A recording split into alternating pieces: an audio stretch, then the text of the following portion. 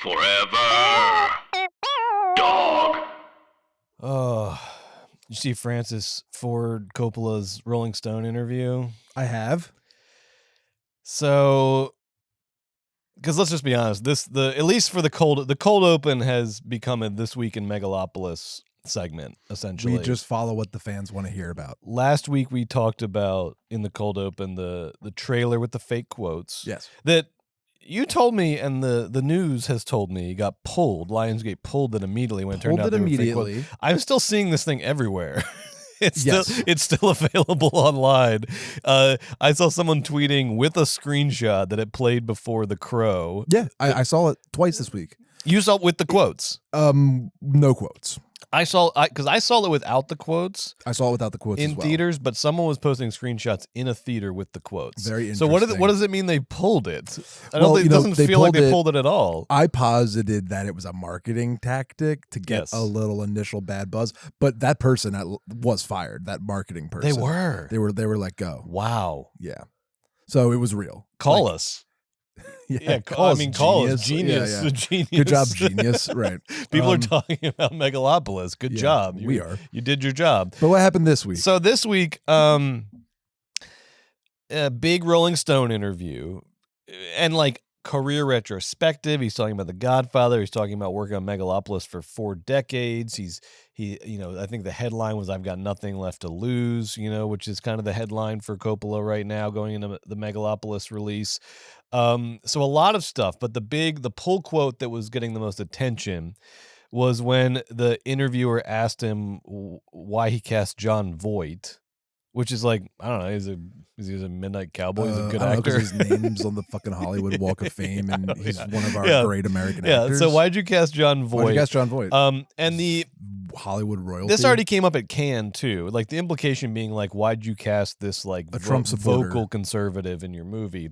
And so Coppola said, what I didn't want to happen is that we're deemed some woke Hollywood production, which I was honestly surprised that Coppola knew like what, like Coppola's like in the discourse. Coppola's like on Twitter. Like this is like in the discourse. Have you seen the Megalopolis trailer? He's about to define the discourse. Okay. Yes, but that's more what we think of Coppola Coppola is like I have to make a movie in the tradition of Homer. It's like it's not like that he knows the word woke. That was surprising. Everyone, to me. what sucks? Everyone knows the word All woke. right. It's the most important political word. What I didn't want to happen is that we're deemed some woke Hollywood production that's simply lecturing viewers. The cast features people who were canceled at one point or another. There were people who are arch conservatives and others who are extremely politically progressive, but we were all working on one film together. So here's what Coppola actually meant. Obviously, like, the pull quote is Coppola cast canceled actors to make anti-woke movie is the headline. Right. What Coppola actually means here in his mind, because I'm reading a very good book, even though it's essentially a hagiography. It's very religious about Coppola. But that book, The Path to Paradise, I'm reading right now. I know you're about to get into it as well. Absolutely. Because we got a big Coppola episode coming up in a little bit. That's when Megalopolis releases. I know we're heading into spooky season, and yet that's all I can think about. Yeah. You know? So I'm reading that, and Coppola is, he envisioned American Zoetrope as this old school American utopia. Like he really thinks about utopia, and I know that's what Megalopolis is about. He thinks about utopia in the way that it's like going back to like the American transcendentalists in that era. Like he thinks about this like, how can I like get people from all walks of life and all artistic mediums and get them together in Napa Valley, and we drink wine and we make the great art of the next generation. Needs to become a reality in my backyard. It's like, bro, you just make your great movies. It's like how hard and practical this is. Why are we talking about utopia? You correct me if I'm wrong, because you're reading the book. Yes. But American Zoetrope, the idea was, it's an artist-led studio, and with that comes some level of utopia in the sense that the creatives had more power, more financial ties to the product, and that was sort of the corporate artistic utopia that he was trying to create with that company. Yeah, I mean that's the great idea, but apparently this our most literate filmmaker has never read The Blithedale Romance by Nathaniel Hawthorne, because what happens to American utopias. Deep cut, but the Hawthorne fans out there are going freaking wild. You know what happens to American utopias? The Yeah. the artists will just become the producers. You know, You know what's going to happen American here. Zoetrope got eaten up. You know, its ideals get swallowed up by the financial realities of the society that we live in, and also they made a shit ton of bad movies in a row That's at one right. point. That's right. Don't forget. Part of me, Expensive movies too. I know. Part of me just roots so hard for Me too. Coppola and roots so hard for Megalopolis. Part of me is like, I really wish you wouldn't have just like disappeared into your Napa Valley estate. I wish you had stayed in Hollywood and fought. Like, I wish the guy who like dropped down on the floor of Robert Evans' office and was like convulsing because they wouldn't let him direct The Godfather. I know it's too exhausting and you would have died, but like part of me just wishes somehow, some way that Coppola would have just can you imagine that Coppola in like the 80s in Hollywood? Bro, he would have probably lost as many battles as more battles than he won, but like that Coppola, like in the fighting in the studio system, not often is in wine utopia. No, in a life well lived, there's a time and a place for everything, and crying and kicking and It's screaming better on for the him. floor It's is for better your youth. I know. And then we I don't, know, at a certain point in life when you don't know. want your, old men always clogging up. They get kicked out. They get cast aside, sent to their Napa Valleys. But And nothing then, to me. and then Nothing. he's back. He's back. What do they make now? They make movies and TV shows about his tantrums that he threw in the 60s and 70s and all of the genius things that he did. He already did it. He doesn't need to prove anything, but he will. Again, with Megalopolis. There is something very true. It's not a fun truth, but there is something very true about the fact that guy made his best movies when he was kicking and screaming on the floors of a studio, and then made his worst movies when he was off in his wine utopia. There's something very real and very true about that. Youth. It's a hell of a drug. Brett, Yes. two things on this quote. Number one, ask a silly question, get a silly answer. Thank you. Who Thank cares? you. And then number two is see what they did, folks, like the PR people, moving on from last week's trailer gate. This is the new marketing strategy in Hollywood. This is the marketing strategy du jour. You let everybody know how anti-woke your movie is. Inside Out 2 snuck it in there with we're not going to be the DEI company anymore at Disney. And then Twisters snuck it in there with the climate change has nothing to do with the fucking Twisters movie bullshit. Yep. And both those movies did gangbusters, and Megalopolis is going to be a big flop. But here they go. What's the last refuge of a scoundrel, Brett? It's freaking anti-woke nonsense. So good on the PR company. I think it's a good strategy. I want butts in those seats for Megalopolis. Also very telling about quote unquote liberal America that the question was about John Voight and not about like the other two cast members that are like one of whom is about violence. One of whom is about to go on trial for domestic violence, and the other one has been called out multiple times for sexual harassment. John Voight, it's an old man on Twitter. LaBeouf and just Hoffman. Get over it. All right. This week on Movies, baby, we're reviewing Blink Twice and The Crow, plus indie darlings DIDI and Strange Darling. And of course, we're bringing you all the hottest news and all the hottest box office stuff. Oh, yes, baby. Joe, are you ready? Oh, yeah. Margo, roll that theme song. Oh, there it is.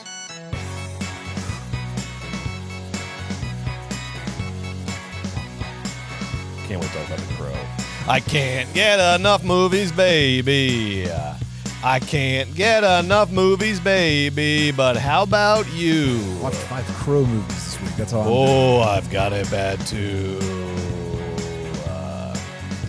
Whenever one ends, it's like the death of a friend. I get to wishing that there were 2 more reels. And then a voice cries out, "Move, baby, you're in my seat, and you don't want to mess with Who the Philly Movie Freak." A little vibrato there. To the best of my abilities. I can't get enough movies, baby. I can't get enough movies, baby. I can't get enough movies, baby. I can't. Are you get sabotaging enough the song? movies, baby. Cut to black. Yeah, what the fuck are you doing? I didn't mean to sabotage You it. missed your I just every messed up. cue. Oh, ready? Yeah, Cut but to black. Roll credits. Whoa, baby. I'm lost in a fog. I need someone to talk to. Hi. Look, the Georgia movie dog. staring at me while you were doing it. Dog. I can't get enough movies, baby. I can't get enough movies, baby. I can't get enough movies, baby. Yeah! Welcome to Movies, Baby, the weekly show where we break down the hottest movie news, review the latest releases, shout out forgotten classics, and prophesy the future of Hollywood. My name is Joe Cilio, a.k.a. the Philly Movie Freak, here as always with my partner in crime, Brett Boehm, or as I like to call him, the Georgia Movie Dog. Go Dogs! Game 1 this Saturday versus Clemson. Dabo Swinney, we're about to dig that grave a little deeper, baby. Dabo Swinney fired after this year at Clemson. That's my pick. That's my prediction. My college football prediction. Joe, any college football predictions? I won't be watching any of the games this year. That's my prediction. God, I always try to get. I almost got them into Pac-12 after dark, and then they disbanded the entire conference. So you did have me on that. Well, Joe, we're going to be talking, like we said, about Blink Twice tonight, The Crow, DIDI, Strange Darling. We had such a good time at the movies this week. Great time. Great. I mean, maybe honestly, since we started this show, just in terms of the first run movies we were watching, I think my favorite week. I think one of my at least I'd have to think about it, but first.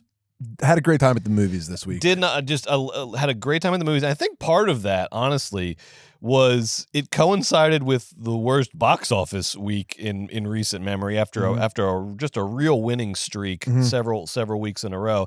That can't be a coincidence. But speaking of, Margo, let's take a look at the money. Let's see where the box office is at this week. Oh, what do we got? Okay. Oh, an old friend back at number 1. Deadpool and Wolverine back at number 1 this week. Yep. With just how often does that happen? Going back to 1? I have a feeling it probably happens a lot around this time of year. This week of the year, like, right. It's the last week of summer. There's no like killer new release, and so whatever the most recent blockbuster was just defaults back into the number 1 slot. I mean, it only made 18 million. It's just a testament to the fact that like nobody was going to the movies this week. We were though, and we had a great time. And if you didn't go to the movies this week, it's your loss because there's a lot of great options right now. It's gonna be slow until Joker 2 comes out, but that's in October, so we probably have a slow month coming up.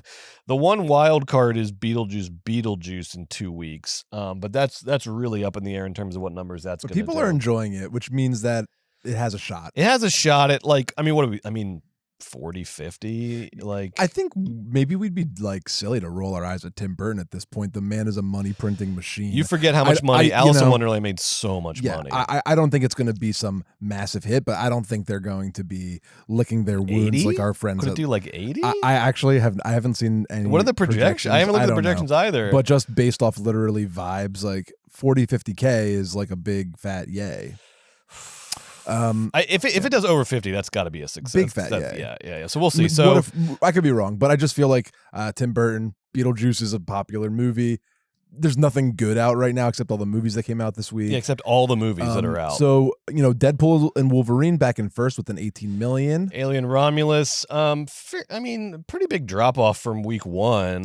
That's okay though. Yeah. Look at that. I mean, it got a sequel the second it started. It's good to go. It's well over 100 million worldwide. It ends with us over 120 domestic. I think the feud's gonna subside. The feud was smart. The feud, unlike Don't Worry, Darling, the feud seems to have worked for It Ends With Us. Yeah, exactly like that. But let's get to the two the new releases this week. So Blink Twice. Look at this, Blink Twice, Zoe Kravitz's directorial debut. It didn't set the world on fire out of the gate, but it's been growing steadily. I think it had like a slow kind of Friday, but then was growing steadily over the weekend.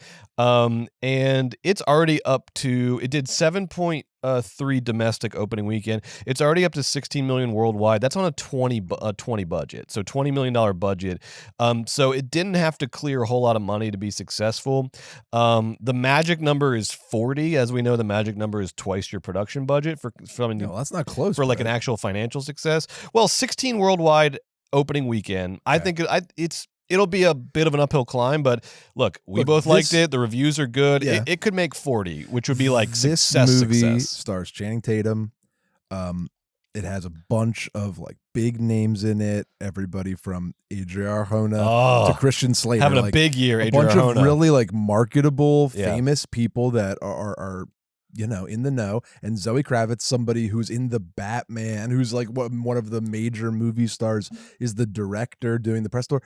I know it's the worst week of the year. I don't know why you drop things on the worst week of the year unless they stink. This movie doesn't stink. I just wonder, it just kind of feels soft. like 7 million feels soft. It was soft. It was soft. But here's the thing. It's a very tricky movie to market. Okay. You can't really say a lot about it in the marketing because how dependent it is on sort of twists and turns and thematic reveals and things. It's it's a dark movie. It's a challenging movie in a lot of ways. Not Look, gentle pushback. Like no. Yeah. No. Well, look, we'll talk about it in our review. Okay. I'm trying to stay very. I'm right. speaking the I'm speaking from the party line. The party line. The business industry view on all of this. Fine. While we're still in the box office segment. Can I comment? Yes. But it's just interesting because Strange Darlings, which I saw this week in the horror space. Margaret, can we see the numbers again really quick, please? Thank you so much. So on 1,100 screens, Strange Darling, brought in 1.1 million. So it's not, but it didn't have any stars in it or anything, and it's on a third of the screens. But the point per screen though is not that great compared to Blink Twice. The per screen's not that great to Blink Twice. That's true. It's only $1,000 per screen to $2,000 per screen. But Strange Darling is barely on its like beginning of its thing. Yes. Because the distribution is it's like we're the first people to kind of see it. Like it's brand spanking new and it's being distributed in a different way where it's not really predicated on first week performance. It's a grower. The point I'm trying to make is Blink Twice and Strange Darling both are twisty movies that are tough to market a la Trap, where you don't you want to kind of keep the trailer in Act 1 world and not reveal all the fun twists and turns the movies make. That's a challenge to market. Trap did that. It didn't really 150% really work out. Strange Darling is going to do it because it has the horror audience. Yeah. And those are some engaged ass fans, just like The Forge. See, The Forge is in 5th place. The Forge. This is the Christian movie this week, which I told you I was going to go watch, and I just couldn't do it. So The Forge is part of this trend that we've talked about on Movies Baby of this alternative Christian right-wing cinema that's developing that sort of hides under the guise of like family films, but has hard Christian themes and is specifically intended to build this sort of red state, MAGA light kind of movie audience. Yeah. 100%. That's who they're appealing to. It's like evangelical adjacent cinema. But listen, on 1,800 screens, The Forge came out. It made as much money as Blink Twice on 1,000 plus more screens. And they made the same exact amount of money this week. Isn't that? And one has Channing Tatum and fucking Zoe Kravitz directed it. And one's called The Forge from Affirm Films. They made the same amount of money this weekend on 2,000 or on 1,000 plus less screens across the country. I mean, this election is going to be close is one thing I take away from this. We are two countries. Yes, that's right. Yes. Number 2, we're two countries. Number 3, look at what an active, engaged audience can do in a niche media marketplace. Like The Forge is killer. Yeah. Strange Darling, my point is, it is a horror. So now it's allowed to come in low budget. It's allowed to have this crazy marketing thing. Strange Darling is going to make a plenty of money as people keep talking about it because it's a really good horror movie and that horror audience is locked in. And the Blink Twice people had none of the luxury of the horror element. Blink Twice is so close to horror, but it's sort of like a thriller comedy. With horror elements, but it can't be marketed as a straight horror, although they kind of tried. But the horror audience kind of knows. I just kind of feel like if it was a hard horror, we would see this getting, $18 million. Here's what I would say to the makers of Blink Twice, movies like Blink Twice moving forward. Take a page out of Longlegs' book. Longlegs did phenomenal numbers. Lie. It's fucking marketing. Right. Lie. All you have to do, is get butts in the. All you have to do is get butts in seats. Okay. So look, Blink Twice. You're not going to be able to make like a accurate marketing plan for it that epitomizes and captures the movie. So pick your best angle. Channing Tatum is Jeffrey Epstein. Whatever. I know, why pick your best angle, I guess it kind of then go, but just go so hard on that. Should have gone so much harder on it. Literally all Longlegs did was it's the best serial killer movie since Silence of the Lambs. It's the scariest movie of the last 20 years. It just hammered that home, and everyone was like, "Oh my god!" But And then Longlegs was a horror movie though, with Yes, Micah true. Monroe and Nicolas Cage in it. True. And Blink Twice isn't a horror movie, Yeah. and it just didn't. So you have to go and find your audience, and the audience that came out seems to be 50% of the country that goes to the movies that aren't Christian, and that goes to the movie in down weeks that really have fun in the down weeks, like the nerds. The filmy cinephiles, the people. This was this was like the purge week for cinephiles, where it's like everyone's hiding indoors, and then the real ones come out and play. The real ones come out to play in the theater, because I cannot and I'm already seeing. Like this is gonna be an interesting episode, because I'm already seeing Sharon in the chat, who I'm a big fan of and has incredible taste, saying how upset I'm so upset about this new Crow movie existing. I'm furious. So Sharon, buckle up for our review of the Crow. No. The Crow. Listen, spoiler alert. We differ on the Crow. We have some look. This We is going to be have similarities on the Crow. This is when things get fun, is in these in-between weeks. This is the fun times for movie Speaking fans. of the Crow, Brett, Yes. Margot, can we say that one last time? Thank you. Please? We're missing the elephant in the room. Sorry. Because the big story from the box office this week was The Crow is probably the biggest bomb of the year. I mean, just gigantic stinker. This thing, not a huge budget, $50 million, but that's a lot. This was the big, movie of the week, and we've talked about this is Lionsgate at it again, coming off of their big stinker in Borderlands, about to have a big stinker with Megalopolis. IP reboot. Financially, they are in a bad state right now. Joe. Lionsgate bombs with Borderlands, video game IP, and now they bomb with The Crow, which is comic books / beloved horror franchise IP, and they fucking dropped the ball. Hard bomb. 4.6 opening weekend. That is, big questions over at Lionsgate. Crazy. I would love to run Lionsgate. They were they had me. lowered the projections to 7 to 9 million, and that was considered a disaster. They did half of the projections. That's a really nightmare. Tough. I mean, we're going to talk about the film later, but the bad look for Bill Skarsgård, bad look for Lionsgate, bad look for FKA Twigs, who catching a stray. She wasn't really less. supposed to carry a movie, but I guess it's a bad look for her. Lionsgate. It's a bad look for The Crow. The beloved horror franchise, The Crow. I said, I was asking, after Borderlands, could this sink Lionsgate? Because look, if you look at similar losses at mini majors, this is the thing that in the old days, when Cutthroat Island, sunk that wasn't Unite Artists, that was Carolco. When Cutthroat Island sunk Carolco, when Hudson Hawk sunk United Artists, similar losses as to Borderlands. And I was like, is this going to sink Lionsgate? And everyone online was like, no, you don't know what you're talking about. They pre-sold the international distribution and they have a $60 million cushion. They're fine. And I was like, I know. I was just sort of I was just starting a conversation. But now with this is an even bigger bomb than Borderlands. And then they have Megalopolis looming.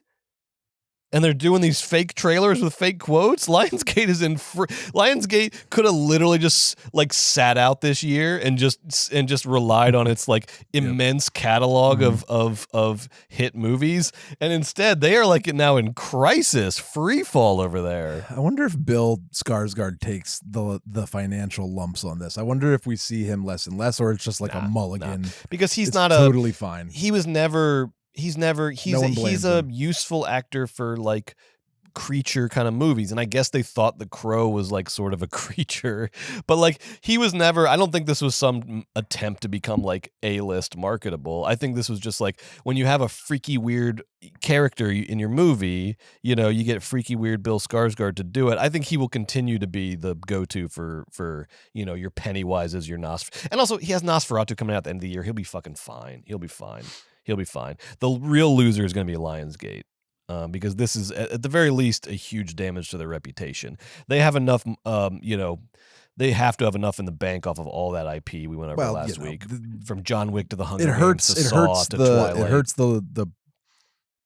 the price of the company. It hurts the value of the company. It definitely has to. So look, if we see Lionsgate getting sold in the next couple months, I would not be shocked. I would not be shocked. This is, if any, and all you parasitic parent corporations out there, we are in buy low. We're in buy low time, baby. Buy low.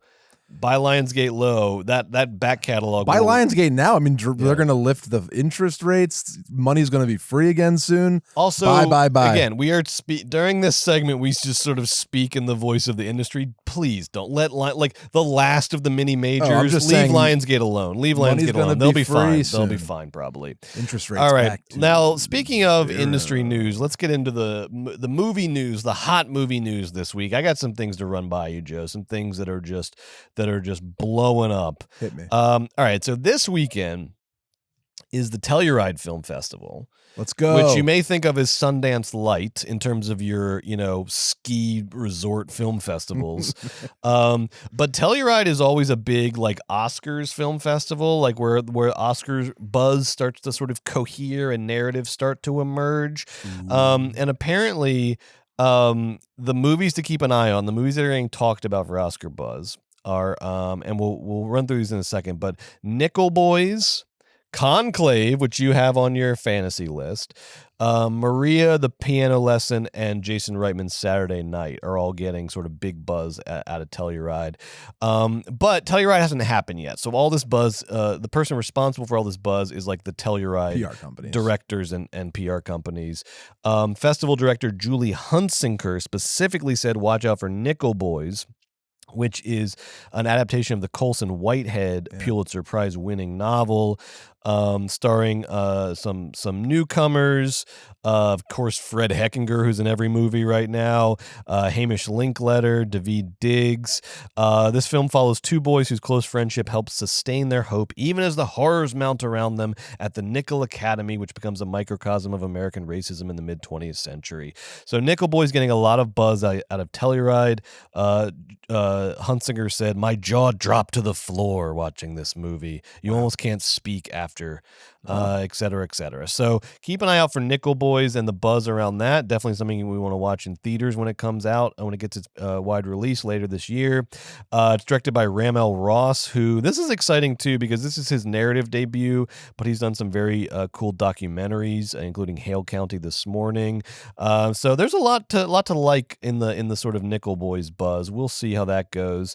Hunsinger also mentions, and I think there's something to this, having seen the trailer, Gabrielle LaBelle, who was Sammy Fableman.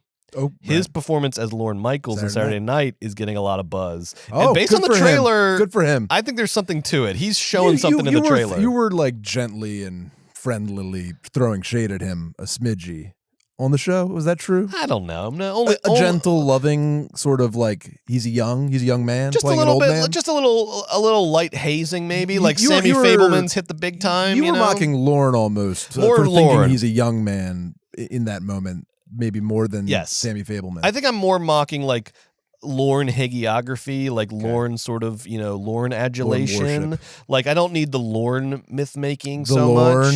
much.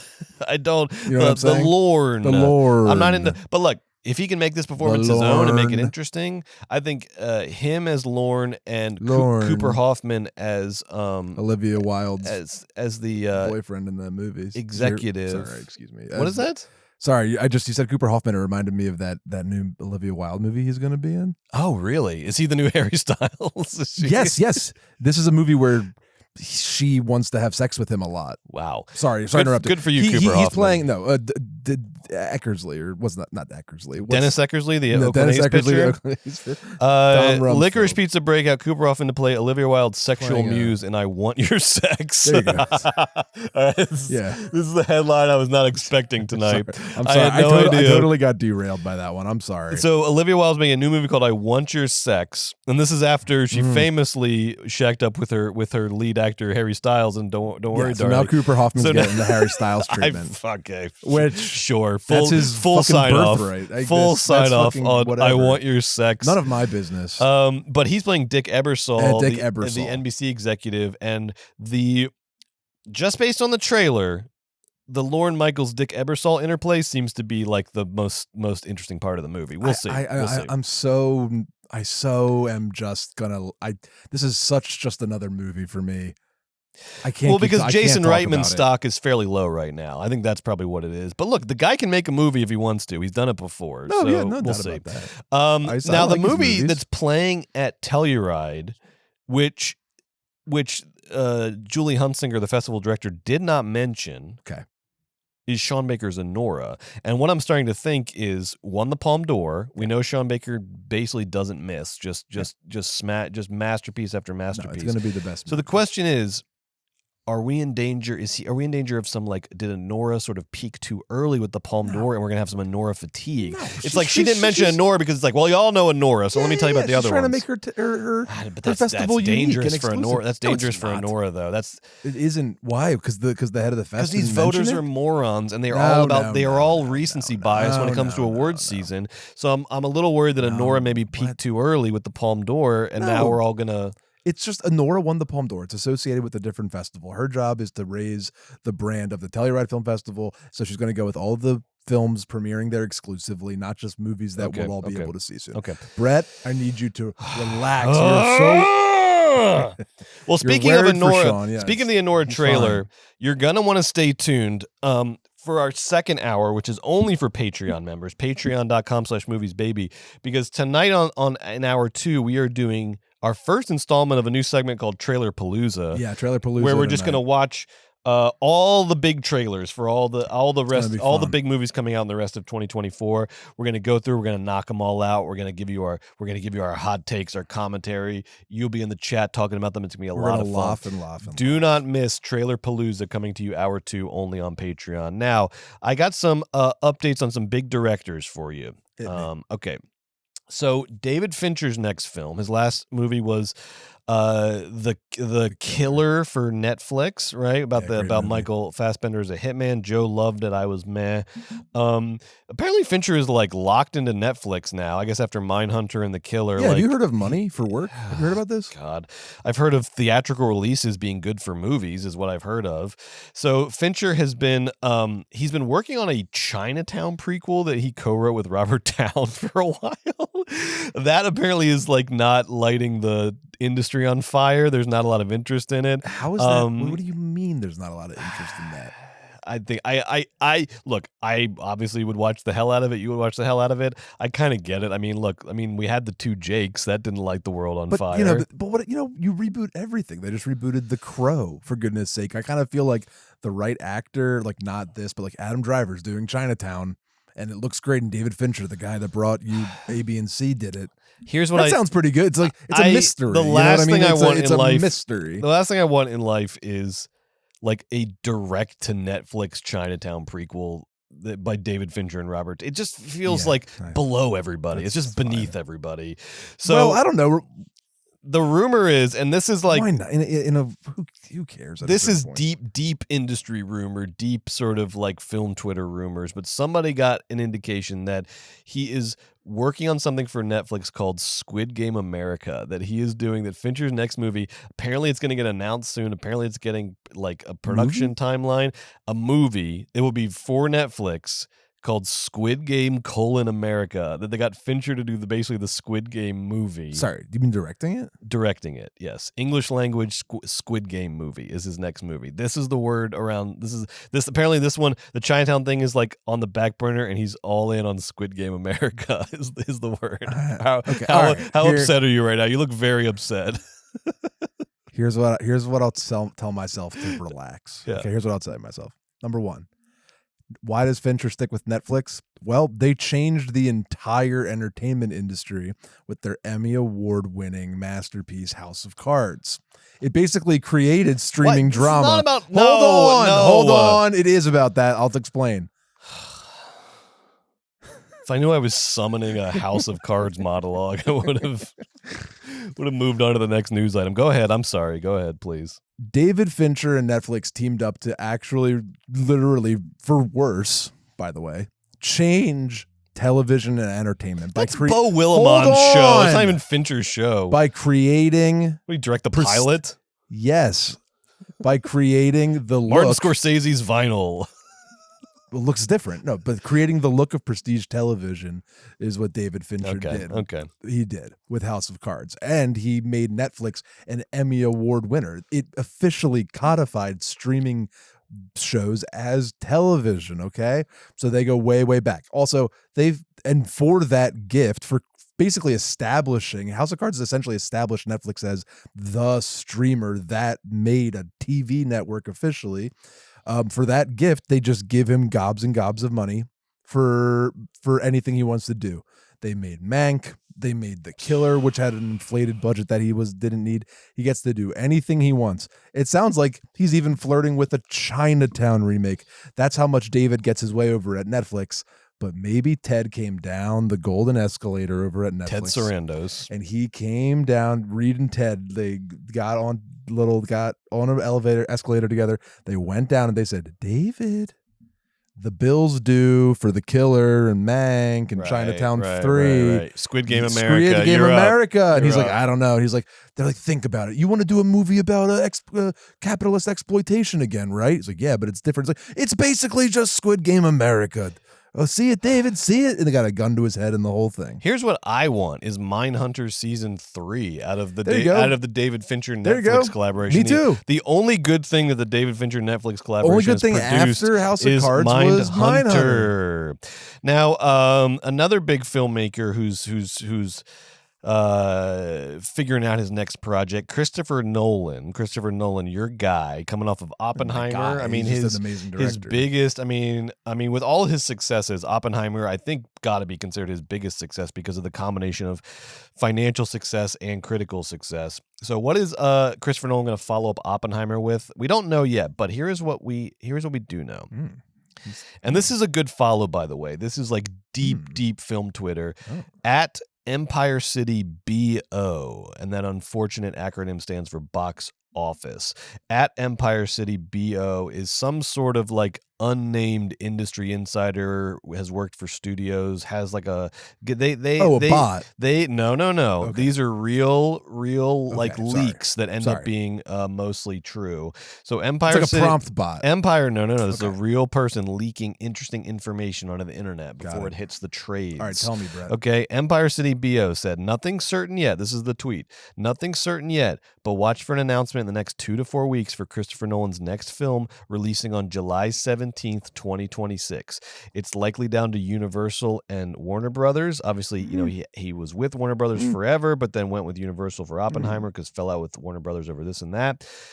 Don't go back. Paramount could also be a dark horse, Yes. but Paramount is the studio that just like burned all his Interstellar 70mm prints. So I don't think I have a feeling that money that heals all bridge is wounds, sure. Okay. They're going to need a lot of money to unburn that bridge though. So we'll see. So we don't know. You know, we're not going to know a lot about the plot right away. Who knows if we have a title? But look, in the next 2 to 4 weeks, expect some announcement about Christopher Nolan's next movie, which appears to be releasing when all his movies release. Tenet 2. July 2026. Joe says Tenet 2. No, So wish. post Dark Knight, here's what we have. Okay, 2014 Interstellar, 2017 Dunkirk, 2020 Tenet, 2023 Oppenheimer. So he's literally like sci-fi thing, historical thing, sci-fi thing, historical thing. He's going back and forth, which means next would be sci-fi thing. I don't know. We'll see. We'll see. What's the next Nolan going to be? And there's also like typically a 3-year gap, as you saw there. So 2026 is a really good bet. So 2026, Christopher Nolan sci-fi movie. That's what we're calling right here on Movies Baby. Joe, do you sign off? Sure. I All really right. don't know. I'll go with you. Sure. Here we go. Well, we'll see what it's going to be soon enough. I'm excited. Right now, speaking of long movies, right now, this is very exciting. This is what I'm going to go home tonight and watch, Joe. This is going to be, as we've said before, our best movie night of the week is Thursday night because we don't have to watch anything for Movies Baby. We're not on the clock Dealer's yet. choice. So we get to pick whatever we want. I am going to be watching the director's cut of Ridley Scott's Napoleon on Apple TV right now. Apple TV, who we've been giving a lot of shit to because of the amount of money they gave Brad Pitt and George Clooney for Wolves. More on that in a second. The disaster of Fly Me to the Moon. They're like making movies, but also not. I don't know what they're doing over there. But they did one thing good, which was they made they produced Ridley Scott's Napoleon and they released his director's cut. 3 hours and 24 minutes. Napoleon, I've said it before, I'll say it again, most underrated movie of 2023. It's so interesting and funny and weird. Ridley Scott thinks Napoleon is dumb and made a 3-hour movie about it, and it's great. Vanessa Kirby's amazing. Joaquin Phoenix is amazing. So this is a 48 minutes of extra footage. That's a big extended version. 48 minutes of extra footage. It's still not his original vision, which was a 4.5-hour movie. But they at least met him halfway and he got his director's cut. So I cannot wait. I cannot wait to watch the Napoleon director's cut. I'm going to be watching it into the wee hours of the morning tonight. I'm going to need to be, I don't know, chugging coffee and probably a little more than that, if you know what I mean. But I'm going to get through the whole thing. What? And speaking of, this is a deep cut, but they recently released Abel Gantz's 7-hour Napoleon. 7-hour I almost Napoleon. flew to France to see it. You almost flew to France to see Abel Gantz's 7-hour. So if you think Ridley Scott's all right, Ridley, fine, we'll release your 3.5-hour movie. Abel Gantz did twice that. And they finally released. We will that. be able. I'm sure next year we'll be able to see that cut. I hope so. And I literally cannot wait. That is the most anticipated film thing I can possibly think of in the world. Now, speaking of these streamers, we've got another week of streaming hijinks to talk about. 2 things, and then we're going to get to our movie reviews.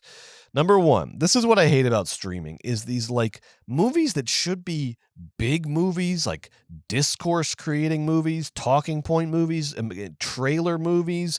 We saw earlier this year that they did like a Beverly Hills Cop with Eddie Murphy, and it dropped on, was it Netflix? Yeah. And you and I were like, what? When? Where? Why? How? Like, what is happening? This just drops out of nowhere? So they're up to it again. This time it's Paramount Plus. Did you hear about this Apartment 7A, the Rosemary's Baby prequel? Just recently. What the fuck? Just like I heard about it 2 days ago. They're doing Paramount, who owns the right to Rosemary's Baby, of course, one of the movies that saved the studio. They're doing a prequel called Apartment 7A. It's got Julia Garner, who's always solid. Amazing. It has apparently an incredible Diane Wiest performance in it. We love Diane Wiest. This Rosemary's Baby prequel is going straight to Paramount Plus on September 27th without a theatrical release. What are we doing? You got to feed the beast. What the fuck are we doing? Paramount's business model, part of it is they have to pump whatever into the streaming service.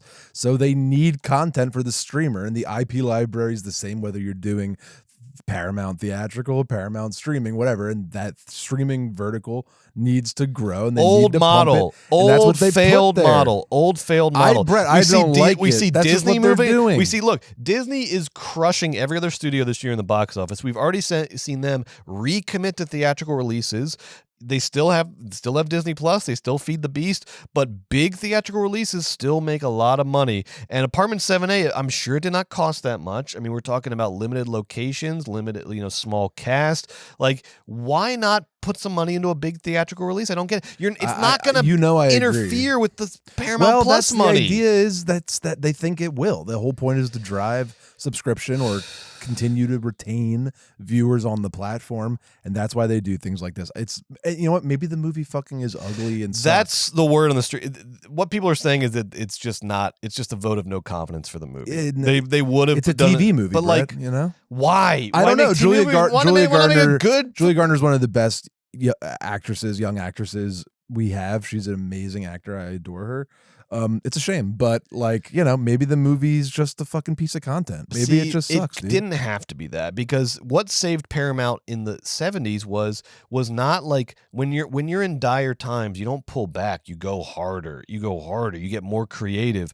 Paramount saved their company with Rosemary's Baby, with The Godfather, with Love Story. Like, I love now, it, Brett. You're singing my song. You're pulling back. Oh, we'll just do the. Why don't you make the movie good to begin with? Put money in it, pick the right people, get the right people on it. It's like you're. No, you're right. No, you're actually 100% right. Silly. Why don't Silly. you This should have been big. Why don't you just go ahead and make it good? Yes. And then see what that yields, instead of just making it and then seeing what that yields. They try to cut And corners. look, I'm sure go everybody half that in, works half on out. it thinks that it's good, and maybe it's fucking Maybe great. it's good. But We're look, just dude, we've been inundated with the Hulu movies and the streaming service movies, and I think we can name 10 excellent ones, right? Ever. Yeah. So that whatever. Maybe this movie fucking rules, and everyone will be laughing at us, but we're just trying to guess why they didn't do a theatrical release. It's just because it's like a VOD concept. It's it's a television movie. It's a for the Rosemary's Baby prequel. Who gives a fucking shit, I guess. All right. Speaking of not getting a theatrical release, First Omen got a theatrical release, didn't make any fucking money. It did okay. It did. You know what I'm saying? Like, Yes. maybe they're like, I don't know, but the First Omen's gorgeous and it deserves to be screened that way, and it could have made the money. Maybe this movie just looks flat and digital. We'll see. And ugly and made for TV. All right. We'll see. Speaking of no theatrical release, this hasn't been made official, but it looks like they might have pulled the limited theatrical release for Wolves, this movie we keep talking about with Brad Pitt and George Clooney that Apple is doing, because they just released like a poster for it, and they were supposed to do like a 2-week limited theatrical release, but they just came out with a poster for it, and the only date on the poster is the September 27th Apple TV release, and they're not really like publicizing the theatrical release dates anymore, and also not just that, it's no longer available for advanced ticket sales on Fandango. So it seems like all of the architecture is in place for having pulled the theatrical release, they just haven't announced it yet. And so Wolves, despite giving $45 million to George Clooney and Brad Pitt each, not total, each, and another 15 for 10 movies? No, for this, just for Wolves. What? And another $15 million to the director. So if you're doing the math, that's $105 million budget on 3 people. Is not even getting a theatrical release. As Joe said, it's just a movie that they can put on the screens of iPhones in every iPhone store around the country. Just buy their likeness and put them on the phones then. Get out of the fucking movie business. You don't want to be here. You want to see them standing next to each other, don't want to be wearing here. leather jackets, laughing together or whatever, or razzing each other. Drinking Casamigos. Whatever those two do. I don't know. First of all, why would they pull theatrical distribution? So A, that's not their model. Okay. B, why even bother having it at all?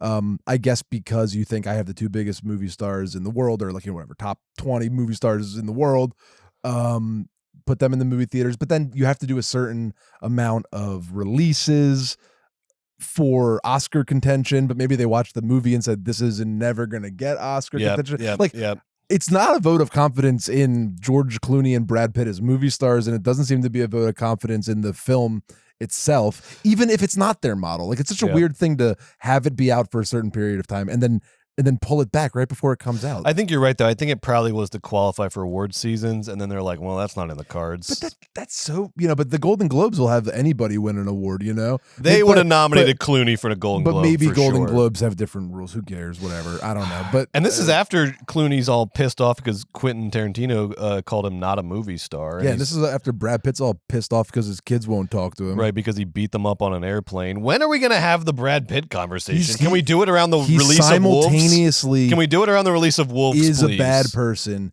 and was good in Once Upon a Time in Hollywood, and that's just the world you have to live in. That's fine. Can we not all live in that world where we think let's just live in reality? Yes. 2 things happened at once. All right, here we go, everybody. Let's plan. Let's mark it on our calendars. Wolves comes out at the end of September. We're all going to have the big Brad Pitt discourse about how he beat his kids and he's a terrible dad, okay? Get him out of here. Let's all do it around the release of Wolves. It's time. It's time, okay?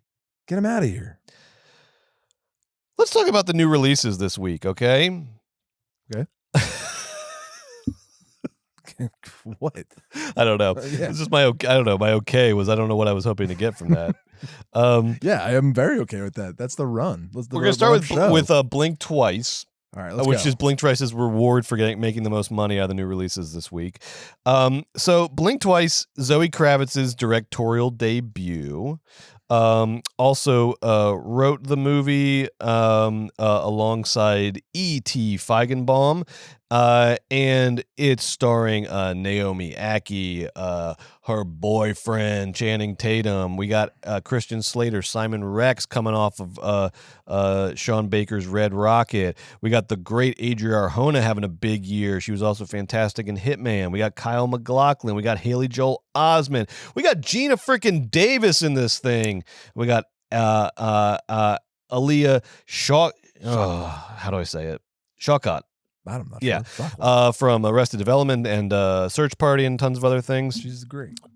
Incredible cast, really. And then like all that constructed $7 cast. million domestic opening weekend. Come on, people. That's not good. Like, as movie lovers, that's bad. I won't go off on a tangent, but anyway, all right. Now, ahead, Blink Twice. I'm gonna give my review. Joe, you're gonna give your review, and we'll see where we stand after that. Yeah. I think Blink Twice is a fascinating movie that is definitely worth your time. It should be making more money at the box office. Go see it if you haven't seen it yet. Zoe Kravitz, Nepo baby, yes. Cinephile, yes. Zoe Kravitz said recently that her and Channing Tatum watch 3 to 4 movies a day. They also my heroes. They also just did one of the better Criterion closets in recent memory. Maybe the best Criterion closet I've ever seen. They were so fun in there. Like, just they seemed like authentic film lovers. They really just it was all very endearing and real and personal. I loved it. Channing Tatum called Harlan County, USA super punk rock, which I loved. They talked about loving Cassavetes. Apparently the Kravitz's household quotes Paris is Burning at like Thanksgiving dinner, which Channing Tatum was talking about.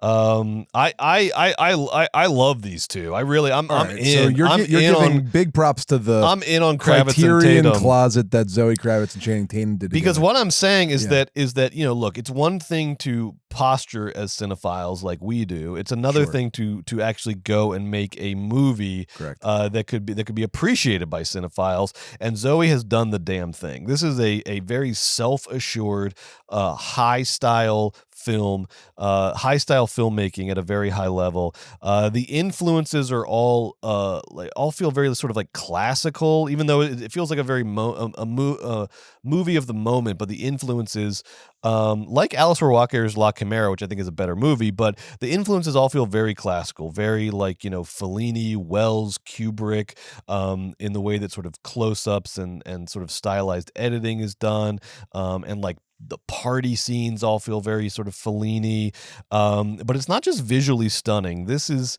this is a movie with some very interesting themes that it's working with. But I think it's more fascinating. Everyone's going to want to talk about the themes, which are sort of Me Too adjacent, Epstein Island adjacent. But I think this movie does some really fascinating things at the level of genre and story around those themes that needs to be recognized. Because I'm not going to lie, I thought this movie was going to be way more heavy-handed than it is, just being Zoe Kravitz's first movie, being a highly stylized movie. I thought I was in store for something that was like, a little heavy-handed, a little precious, but it really wasn't. It solved that problem by going in 2 different directions at once. On the one hand, she's not like precious about the themes of the movie. There's a character that just sort of shouts out the themes of Me Too in this like very quick sort of like frantic, desperate monologue, and it all kind of works. It worked really well for me. Like the themes she just sort of like shouts out the themes really quickly, and they're there, and then they're present in the movie. But then on the other hand, the thing that she does that I really, really like, and this was the movie's big move that I loved, and it was very risky, was there is this, and we got to be careful about spoilers here because there are like 8 twists in this movie. It's wild. But there is this stunning tonal shift halfway through the movie that I fucking loved, and it changed my whole perspective on the movie and what it was about. Because at first they, some like, party kids, aimless in their 20s, like just sort of, sneak into this like big party that this like tech, he looks like Jack Dorsey. He's supposed to be Jeffrey Epstein, I think. But this essentially this sort of like Silicon Valley tech billionaire invites these 2 people, who are outsiders to this world. He invites them to his island for like a weekend of like, you know, what he sort of presents as like, you know, cool Zen self-healing, you know, and then it's just like drugs and fucking like, you know, craziness. So they start to play, and then as the movie goes on, like the island gets creepier and the intentions of the guys become creepier, and then there's some big reveals later on. At first they play the growing creepiness of the island as horror, which is fun and like atmospheric. But then there's this point near the middle of the movie where two characters, they start to catch on to what's going on the island. There's something off here, and then this tone develops where these two characters are almost like it's almost like buddy cop or something. These two characters like team up and they become these like amateur detectives, and there's like a screwball sort of tone to like the way it actually they reminded like, me of like partners in a Western. Yes, by the exactly. end, yeah. That's it. They like team up in this way and that's where I saw her like her sort of like cinephile, Right, you know, me come too. in. I was like, that's that's a when I move felt by it the someone most who as is. well. It's almost like a Tarantino. It's like she likes El move. Dorado. No, Yes, because she likes Sergio Leone or yes, something. that's what like it a felt move by like. someone who has watched thousands of movies, right? Yeah, that's what it felt like. Is like, and it's such a smart, savvy, not first time director move. Because you know, I think the worry is or the anxiety is when you're dealing with themes that are this sort of dark and real and in the news, that you have to be like very precious and sort of sacrosanct about them. But she's like, I'm making a movie. These are the themes of the movie, but I'm making a movie. And so this is a very like movie move halfway through, is to have these two characters become this sort of like screwball Western buddy cop duo that's going to like uncover all the secrets of the island and get out of there safely, you know? And that tonal shift is such a fun engine for the rest of the movie. And it creates this thing where the movie is getting like more fun and funny as it gets darker. And those two things happening together create like a really incredible last 30-40 minutes of the movie. I loved the energy. It also like, it does like, it's a risk, and there are a couple moments where like that dynamic doesn't quite pay off, but I liked that too. Because that just proves how risky the decision was. It's such a like high wire act she's walking for the second half of the movie, and so of course occasionally it doesn't work, but I love that. I love the risk of it. I love the move overall. I love the commitment to like, regardless of what your themes are, you are always making a movie, and like I love the commitment to like a cinematic plot device, a cinematic narrative device in the midst of these pretty intense themes. And I think, you know, you're calling it a Western. I actually felt like, and this isn't a perfect comparison, but the best comparison I could come up to is like, I was like, oh, I think Zoe's making like an exploitation movie, or almost a movie like in the vein of the exploitation movies, because for a movie that deals with like rape and sexual assault, it does it way more like the exploitation movies of the 70s and 80s than it does like, you know, something like, I don't know, She Said or one of these like very sort of serious award season kind of movies that deal with rape and sexual assault, because you have this like you have this like duo, this like wild duo of like detective cowboys on this island who are trying to get to the bottom of the whole thing and go about in this sort of fun, you know, sort of rollicking slapstick way, and so it feels almost like the way the exploitation movies would deal with sort of like rape and revenge, more so than like the way that award season movies deal with themes like rape and revenge and things like that. Yeah, it's more revenge movie than Oscar bait. That's it. And when I realized that, I was like, oh hell yeah, that's such a smart move. Because the thing that Zoe Kravitz knows is that doesn't downplay the significance of the themes. Like the movie can have fun despite the darkness of the themes, and the two things don't have to contradict each other. I did not walk away from this movie being more desensitized to rape and sexual violence. It was quite the opposite, because the movie is so fun and brings you on this adventure while it's going down this very dark path. Like it really, like, man, that one, I'm not going to tell you what it is, but you know what I'm talking about. That one cut where you see like the reality of what's happening is so fucking like disturbing, and like loses none of its power because you know, because Adria Arjona and Naomi Ackie are like having fun and have little bits. Like it loses none of its power. And so this, 'Cause it is funny. It is. There's some really funny moments as it gets darker. So like Totally. I just was totally impressed by this like wild, risky, high wire act that Zoe Kravitz chose for her first movie, and all of the like clear sort of like interesting cinematic influences, but also making something that's new. I also shout out Channing Tatum, who we haven't really talked about enough. He is I thought great in this. Really, really scary and charismatic, and I love it, baby. Lean into your villain era. I'm down for it. Brett, I like the movie a lot as well. I really liked the acting. I thought it was really well cast. I thought all of the supporting actors really added to the vibes and really did a great job. Like Haley Joel Osment and Christian Slater were cracking me up. Adria Arjona was great in it. The other two women that weren't the main ladies, like they were funny in the right parts, scary in the right parts. Like, it was just really well cast, and it was fun to watch. I also, appreciated the intensity of the themes getting, it gave the Epstein themes the Get Out treatment. Yes. But I think of all derivative Get Outs that we've had over the years, all the, rivers and tributaries of Get Out, everything from, Ilana Glazer's abortion Get Out, or The Menu, or Don't Worry Darling. This was my favorite. That's a great point. This was my favorite. That's a great point. This is my favorite of that genre. Yeah. Of like politically activated horror thriller comedy kind of genre. Yeah. This was definitely my favorite because it had that nice buoyant sense of humor. It was a zippy dialogue. The actors were having fun. I thought Naomi Ackie was really good. I thought Channing Tatum was good. I thought the cinematography was lacking. For such a cinephile, I didn't see anything remotely slapping of any of these words. Kubrick, Wells, or Fellini. I saw a lot of soft focus. I saw great editing, Brett. I saw excellent editing because it zipped right along, and I loved the moments that you talked about. I thought that it did the realizations and the time mixing well. But as far as the camera work went, I didn't see. All I saw was nothing special. Ooh. So sorry. It's her first movie. I see a good direction. Like the movie really works as a movie. I'm just saying that I would never like bore into the cinematography of this film and sort of highlight it. What I would say is this is somebody that isn't really.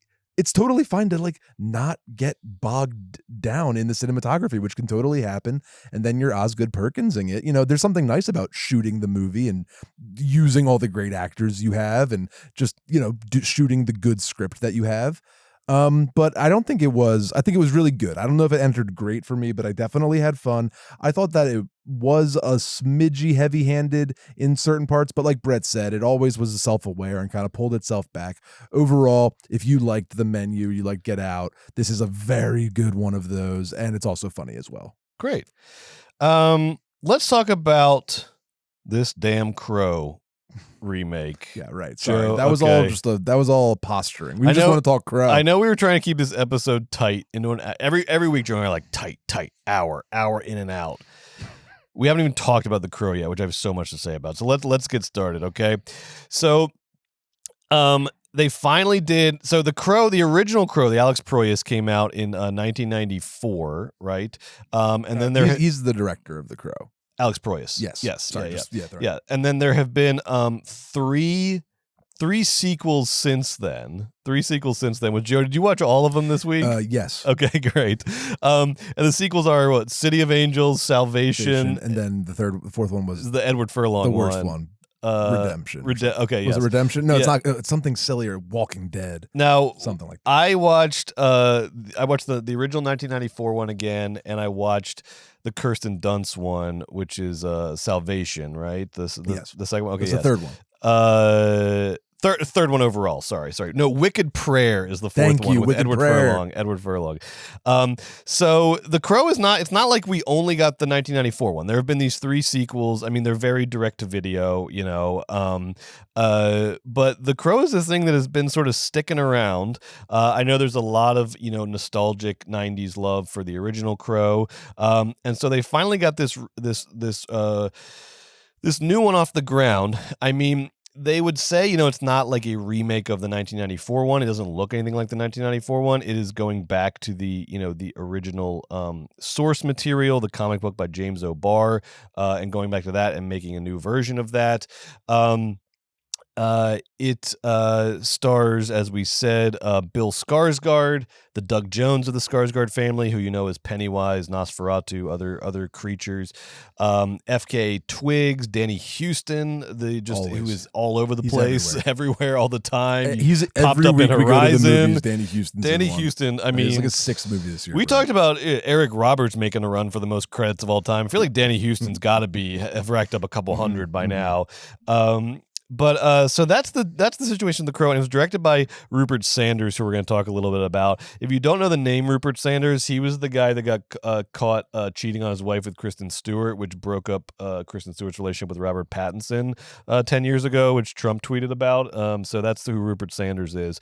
So The Crow, look. It didn't make any money. It got terrible reviews. So I go in because look, this is The Crow. To me, this is one of the movies that tested our commitment to like honesty, right? Because that's our big thing. We are going to be honest with you, and honesty is personal. I'm being honest with you about my personal feelings about things. Joe's being honest with you about his personal feelings, but we can't deny that like you have preconceptions about movies. That's part of honesty. I think is like you go into a movie with certain preconceptions, and so going into this movie, I had the preconceptions of this thing's getting terrible reviews.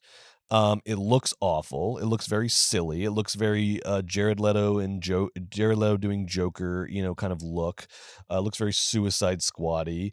It made no money, so I'm expecting low expectations. What am I gonna say? I'm expecting a bomb. I'm expecting a total bust. Okay, and the movie starts off not great. There's an opening. There's a cold open that's like a flashback, and it's very sort of like, I don't know, like pretentious but dumb, and then like the first shot you get out of the opening credits is this like terrible CGI cityscape of like 2 subway trains, and it's like, why don't you just set up a fucking camera and shoot a city for 5 seconds? Like, why is this whole thing CGI'd? Just get a shot of a city exterior for fucking 5 seconds. And so I was like, all right, here we go. Crow sucks. But then, dear audience, and you're gonna have to go with me on this ride. I'm so nervous about this, but I gotta be honest with you because I don't know, but I feel it. I gotta be honest. Okay. What do you feel? The movie starts to like, against my expectations, it starts to like notch some wins. It starts to like little by little throughout the next like 10 to 20 minutes of the movie, it starts to like notch some wins. First of all, Bill Skarsgård starts out in this like therapy prison. I don't know what that was. It looked great. Yeah. So I was like, are they in Sweden? Yeah, no, it looked incredible. It was like this like later she calls it rehab. So I guess it's they kept calling it rehab. Punitive rehab. It's like punitive rehab. I almost think it was like sort of like a dystopian version of therapy or of rehab. Or a utopian version of the American prison system. Yes, it was one or the other. Yeah. But it was somewhere in the middle. But it's like all this like brutalist architecture, and they're all wearing these light pink sweatshirt combos, and it's like kind of well shot and looks good, and I was like, oh, okay. And then there is, and this is the big departure from previous Crows, because one of the things I love about the Crow franchise, and I do love the Crow franchise starting with the one in 1994, one of the things I love is how the love plot, which is like, never has a love plot been more important to a movie. It's literally the thing that brings the Crow back from the dead and makes him like take on whoever he's taking on and like fight and kill everyone, is like his love for his slain lover, right? Yeah. It's so crucial.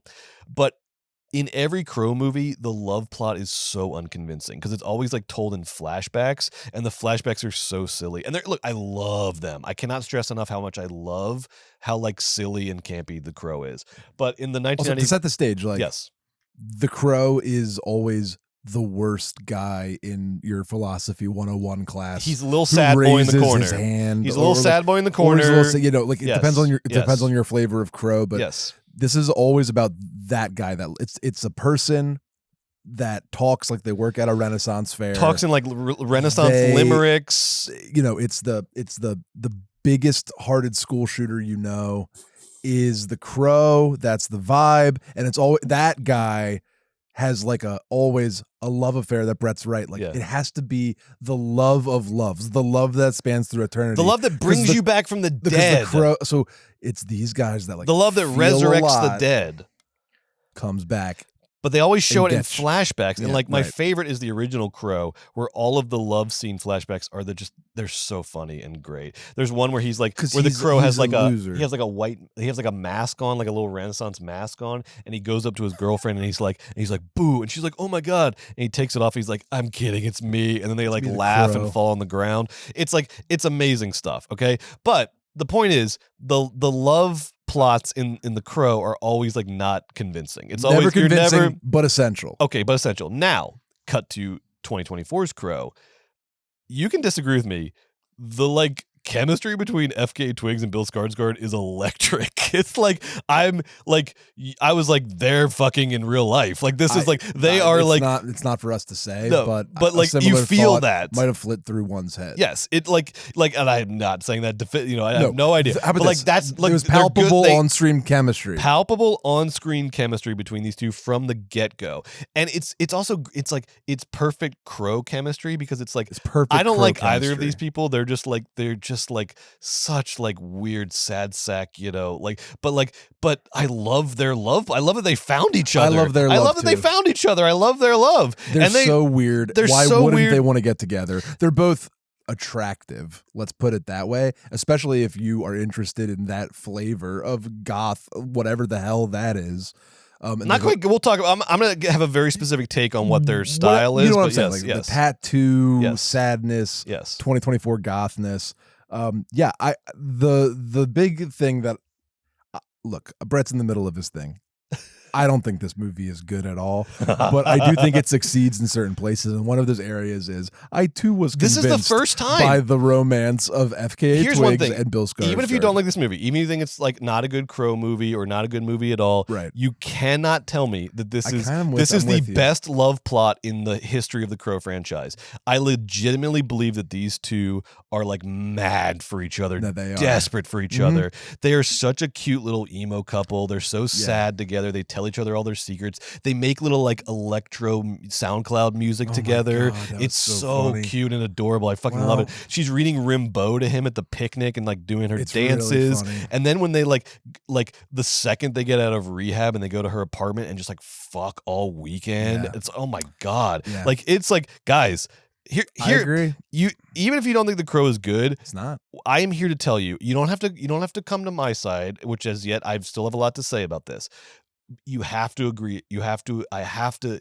Two things are objective. Best love plot in any Crow.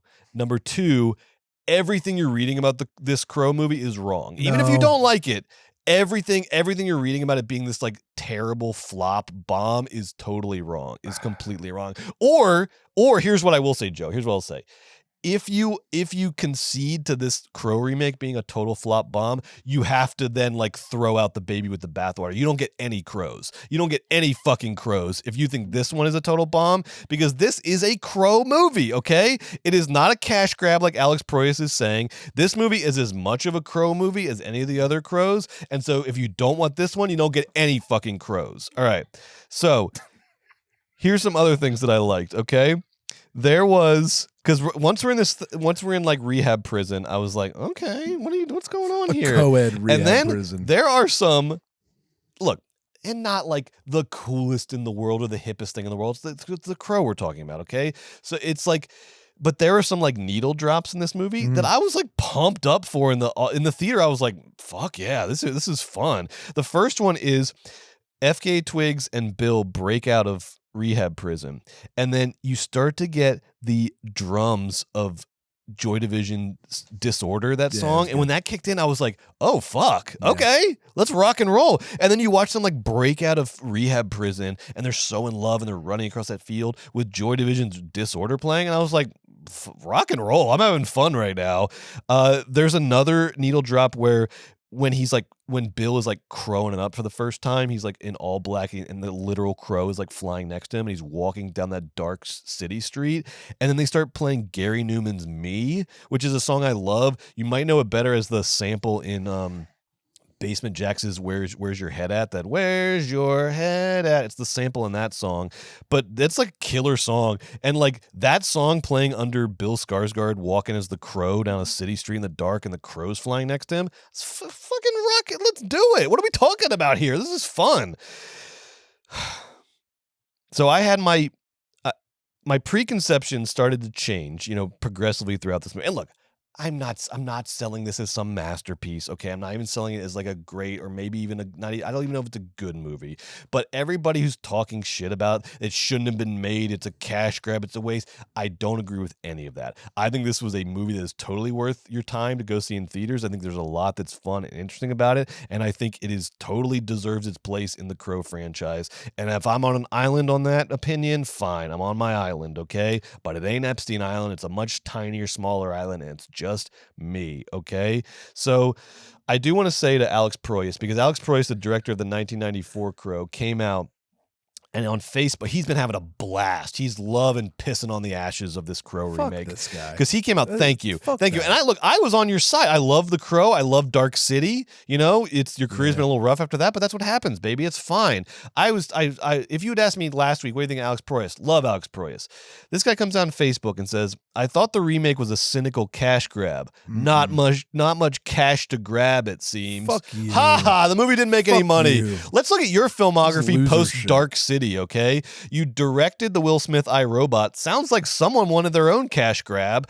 And then after that, the only two movies that you've been writer director of were Nicolas Cage's Knowing and then that movie Gods of Egypt. Anybody remember those? Probably not, okay? And again, this is only because you started this fight, Alex Proyas. I don't want to have this fight. I want to like your Crow and I want to like this new Crow. But you decided to come out and have a fucking party for this movie that's not doing very well, okay? You as much as anyone should know this is a tough business. Movies rise and fall. They do well, they do bad, blah, blah, blah. It's all up in the cards. It's all chance, okay? But you're having a big party at this movie's expense and I don't like it, okay? I don't like it at all. Also, The Crow was not your idea. You adapted a comic book just like this movie is adapting a comic book. You don't have proprietary control over The Crow.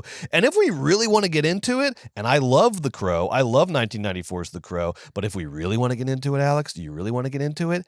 Your movie's fucking stupid, okay? Man. It's a little fucking dumb, all right? If we really, and I love that about it. But I love that about it. But let's, you didn't make some unimpeachable masterpiece that no one can ever go back to the source material for. Give me a fucking break, Alex Proyas, okay? 1994's The Crow is, in its way, monumentally stupid. And I love that about it. I fucking love it. I love the style. I love him playing his guitar with his amp up on the rooftop, okay? I love it. I love it when he comes into the meeting with all the mobsters and their guns and he goes, "Gentlemen?" I love it. I love all of it. But if you want to start some fight over they can't make another Crow movie on my watch, fuck off. Get the fuck off with here. that. You owe them an apology. Cash grab, something you're very familiar with, Fuck buddy. off. He's retweeting all the bad reviews of The Crow with a little winky face emoji. Loser shit. That is loser shit. Sucks. You should be doing my argument. You should be supporting this movie, okay? Because it's crowing it up just like you crowed it up.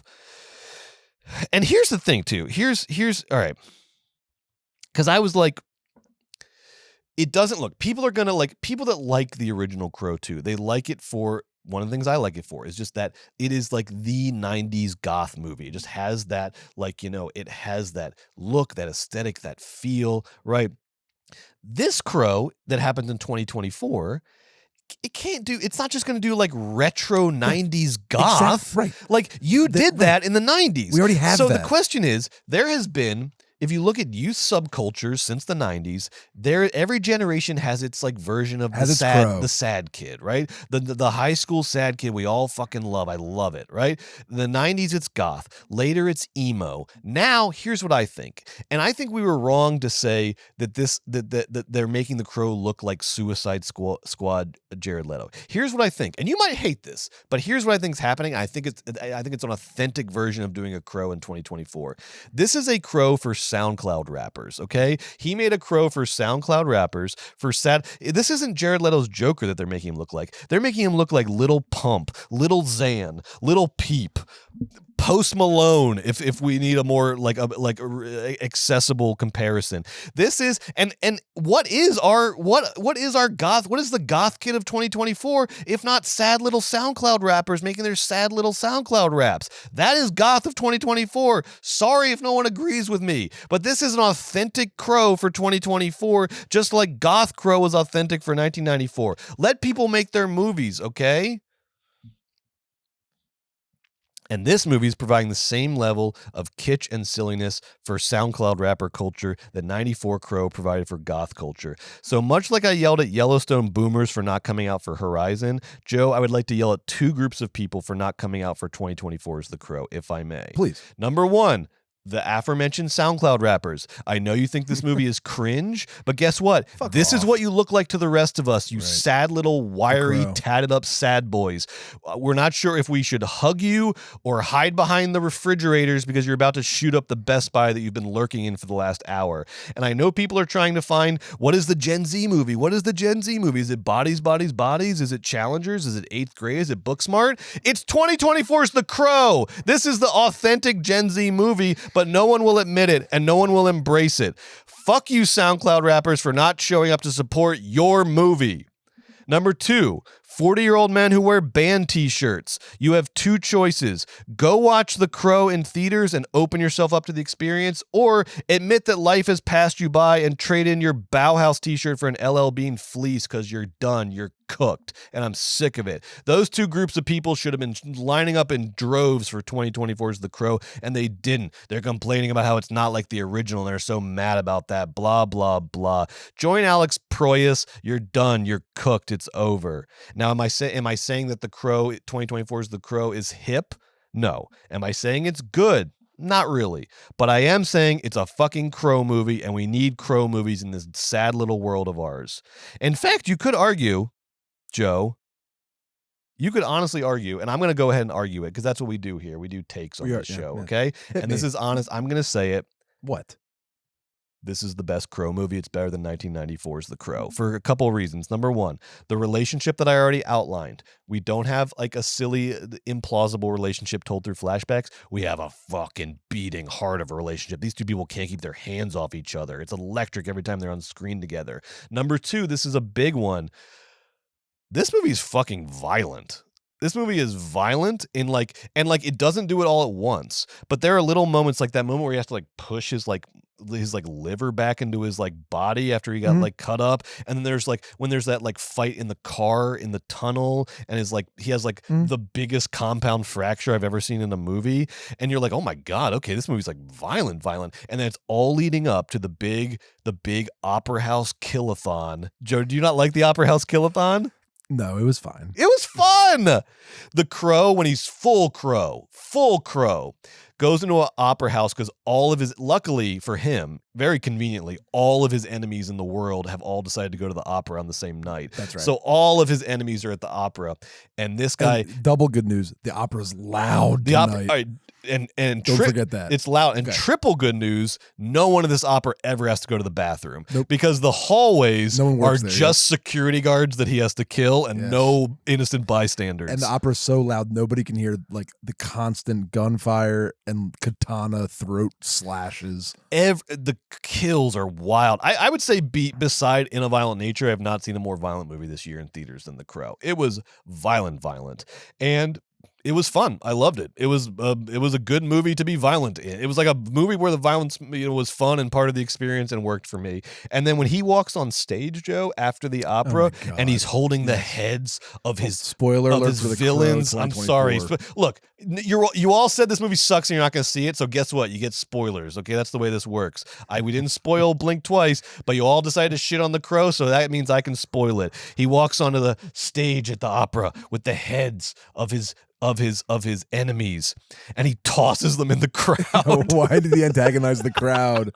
There's no reason. There's just people. It's just like donors for the opera. Yeah, he just tosses these donors. two heads. It's just people at the I love it. show. Eat the rich. Fuck them. They're just throws these heads into the audience, and then this song comes on. This like moody song, and the first line of the song is, I am a strange man. I was like, yes, you are, and I fucking love it. Everyone's wrong about The Crow. 2024 is The Crow. They put a fucking Enya song on the soundtrack.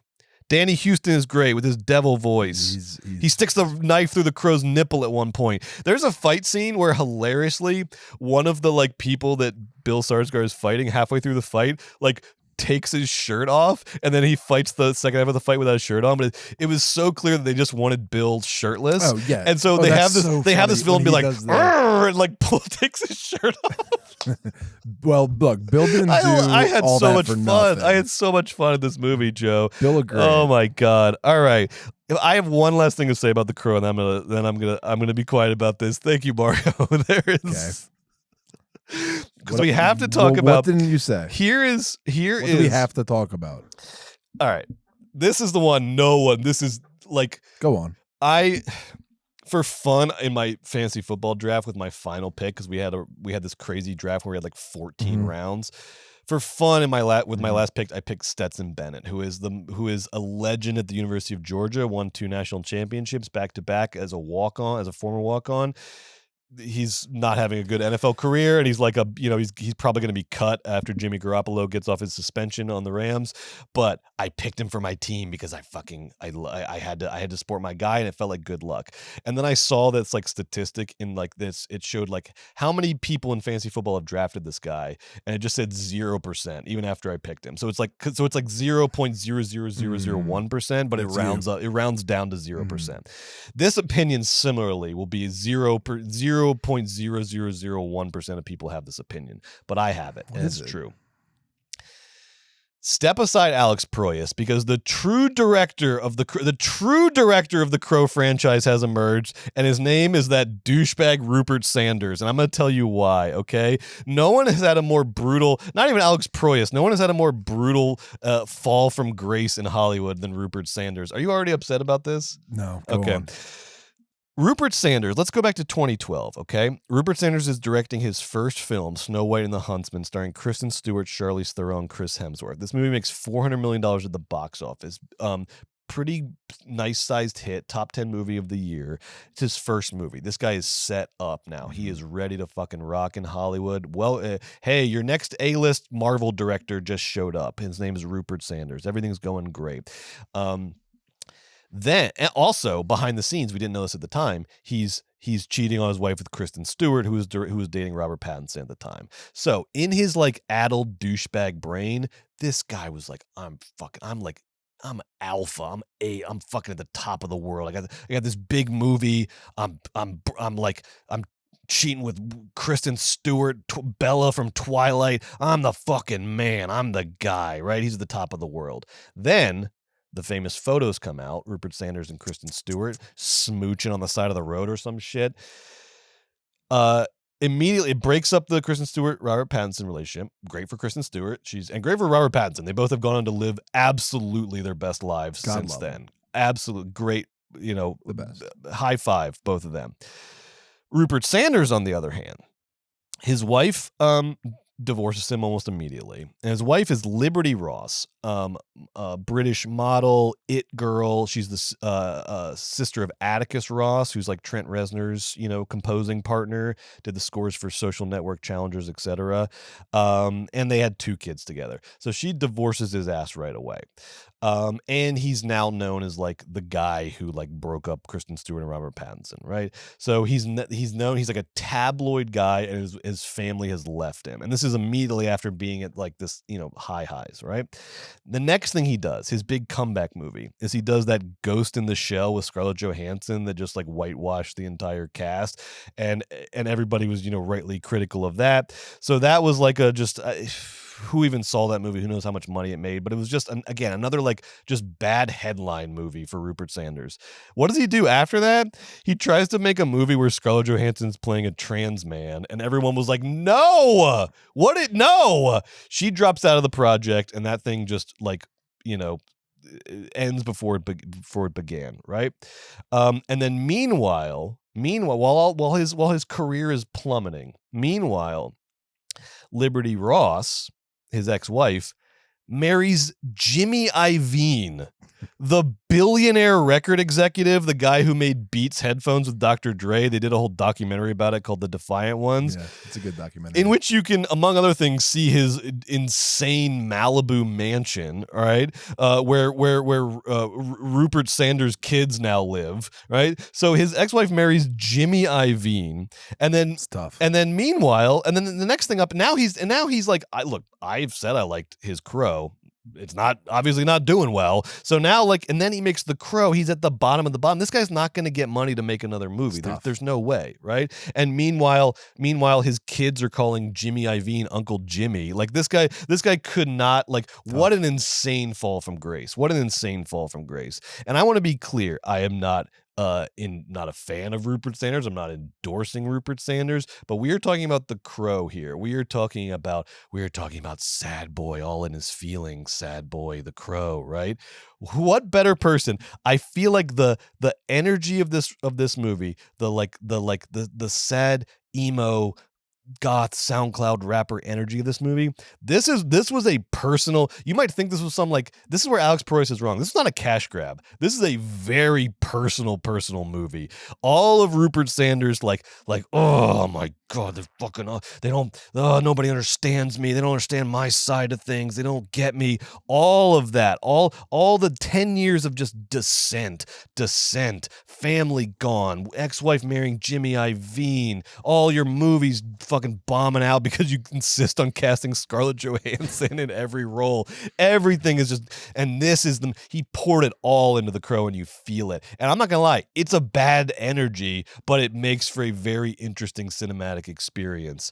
I think Rupert Sanders found the heart of the film franchise The Crow more than Alex Proyas did, and that's why you should go see 2024's The Crow.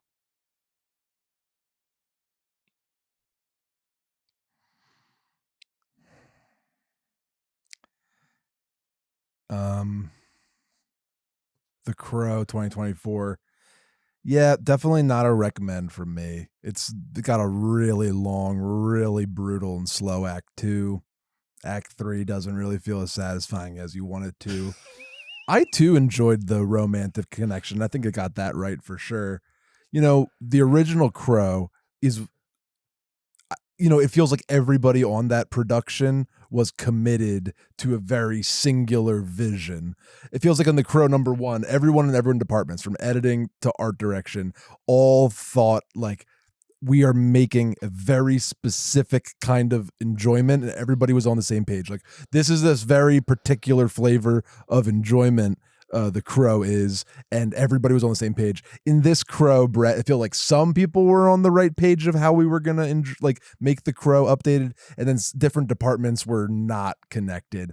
And I feel like there was, some, I don't know if this was true or not, but it felt like it was like company interference or too many cooks in the kitchen, and you just sort of came out with, a movie that certainly had fun in some places. This wasn't the worst movie of the year or whatever you nerds are going on and on about, but it's certainly not the best movie of the year. And this movie is definitely on the bad side of good.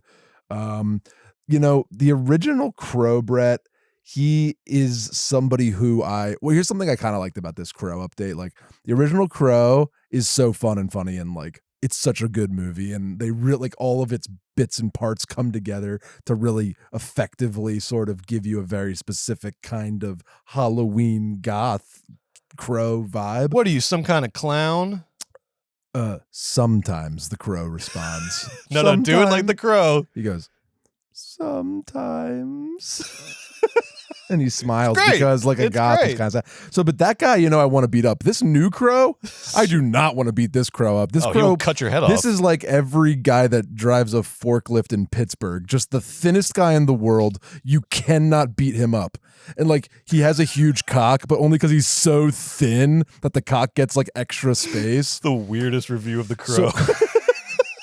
I mean, collectively between the two of us, there's literally you don't want to fuck with this guy. This guy goes to the fucking Steelers games and sits up in the fucking top seats and drinks just the entire time. And when the concession stand like shuts down, he goes up and like gets 2 huge more drinks. He's so fucked up. He's been in the parking lot since fucking 9:30 a.m. smoking cigarettes. Remember the guys in Gummo that beat up the chair in the kitchen that just got out of prison? They beat up the whole like kitchen room table. That's this crow is the like. You know, it's like, oh, look, that guy's really thin. I'm sure he's not. Oh my God, he twisted me into a pretzel. He's the strongest man in the world. What the fuck? It's that kind of thin guy. Very scary. Everybody else's review of The Crow is like one sentence. It's like bad. Next, we have this is. But look. You don't have to agree with us. We are trying to give you a review of The Crow. I'm trying to explain to you what The Crow's like. That is real. Okay, this is as close as I can get. You know what else? Well, here's my last thing about The Crow. That's something that I haven't seen in generations. I didn't know they did this anymore. You get all this media bread. You know how like we live in a city, and for those of you that live in cities might know this feeling where like the news would suggest you live in like the fucking purge, and then you go outside and you're like, no, I just live in a nice city, and sometimes there's different things that they always make it seem so bad. Yes. You know what I mean? Well, you know how they always make it seem like Gen Z's like never gonna procreate ever again as long as they live, and no one's having sex, and nobody dates, and everyone's on their phone. Well, I'll tell you what, like The Crow was like a fertile, like I saw high schoolers on dates. Like it was like an energy of like people were like leaning on each other, like holding hands. I didn't know like the kids were going to The Crow to make out. I didn't know kids still went to the movie theaters to make out. I've never seen. Are you talking about real people in the movie theater? Brett, I'm sorry. The audience, the kids in the audience were like on dates at The Crow. Well, that's great. There was like 4 I love that. Like first or second dates at The Crow with kids that looked like they are like amped for The Crow, and it just sort of restored kind of faith in. Were there any the walkouts? Because for me, there was a couple walkouts like when the violence really started to like amp up to like in a violent nature. Zero walkouts. Okay. If anything, people were mad that I was also there, so that they couldn't make out. You know what I mean? Yeah. Were you in the? Was there a balcony? Were you in the balcony for this one? Yeah. The balcony is where I've been in the balcony at AMC City Walk, and couples will show up and see me there and just like walk and turn around and leave or go fuck. Well, I actually I'm like, sorry. I went to the first balcony and there was like 3 couples, and I was like, oh, I'm gonna tap out. Went to the other balcony, 2 couples. Yeah. You know what I mean? And I was like, well, I'm not gonna go down to the floor. I'm obviously gonna sit in the balcony. Yeah. But the best place to sit. All the kids were on dates at The Crow. So, I love that. I support it. And it was a very like, not whatever. It was a version of sexy. Like Bill looked good. Bill looked good. If that's your cup of tea, well then drink deep. I will accept any. I fully accept any counter arguments to anything I've said tonight about The Crow, except for the fact that Bill Skarsgård and FKA Twigs have electric sexual chemistry on the screen. That is objectively a fact. And it's not like I want to be in their like I get that they're very attractive, but whatever. It's like I don't want to be in their relationship. But it's like I'm looking at 2 people that have I'm so happy you found each other. Is what I kept saying to myself. I know. And I was sad when she died for The Crow, and his revenge was, a version of warranted. Dude, when she dies, that scene was effective. When her death scene, very effective. The Crow's really bad. Don't go see it. Go see The Crow. But I think you should see it because there's something about it. I do. When I was watching it, there was like 50% of the time I was like, oh, instant cult classic, instant. Yeah. But then there was other like 50% of the movie. There was another 50% of the movie where I was like, this movie is slow, bad, poorly lit, terribly edited, and just like not the original Crow in every minute is being silly and fun and trying, and they got 1,000 edits and every department. I love the original Crow. But the new Crow has all these like these parts that stink. Okay, we're done on The Crow. Sorry, was that an hour and a half on The Crow, Margot? Sorry. Last thing I will say. Okay, this is why I think you should go see it in theaters, because this is the thing that makes me upset. Is like, I don't know why people are being like mean to this Crow. They're being like mean. Why is Alex Proyas being mean to this? Don't bully like, The Crow. Yeah, like you're not. First of all, you're gonna get your comeuppance. Yes, because it's not like cash grab. It's not a cash grab. It's The a movie, fucking Crow. the budget was $50 million. Like it's not like it's Lionsgate. It's not like there's and it also like it went ultra violent. Like it's not like trying to like Borderlands. I think is a better argument because they softened the Eli Roth. They softened the whole thing. But like, dude, this Crow is wild. It's a straw man like, argument. There's no like a cash grab. Like, oh, the studio tried to like reinvigorate IP to make money. Like, wow, it's such a fucking right. cash And also, grab. like, what has your Fuck career been, off. Alex Yeah, Proyas? Like, I like and every look, movie's. A I don't want to be in this attempt at a cash position. I grab. like Alex Proyas. Like, I love Dark City. I love be the mean original to the- Crow. don't be But mean I to don't the know new why Crow. people are being so mean to this Crow remake. That's why I think you should go see it in theaters. Let's have here's what I want. The challenge, the Crow Challenge 2024.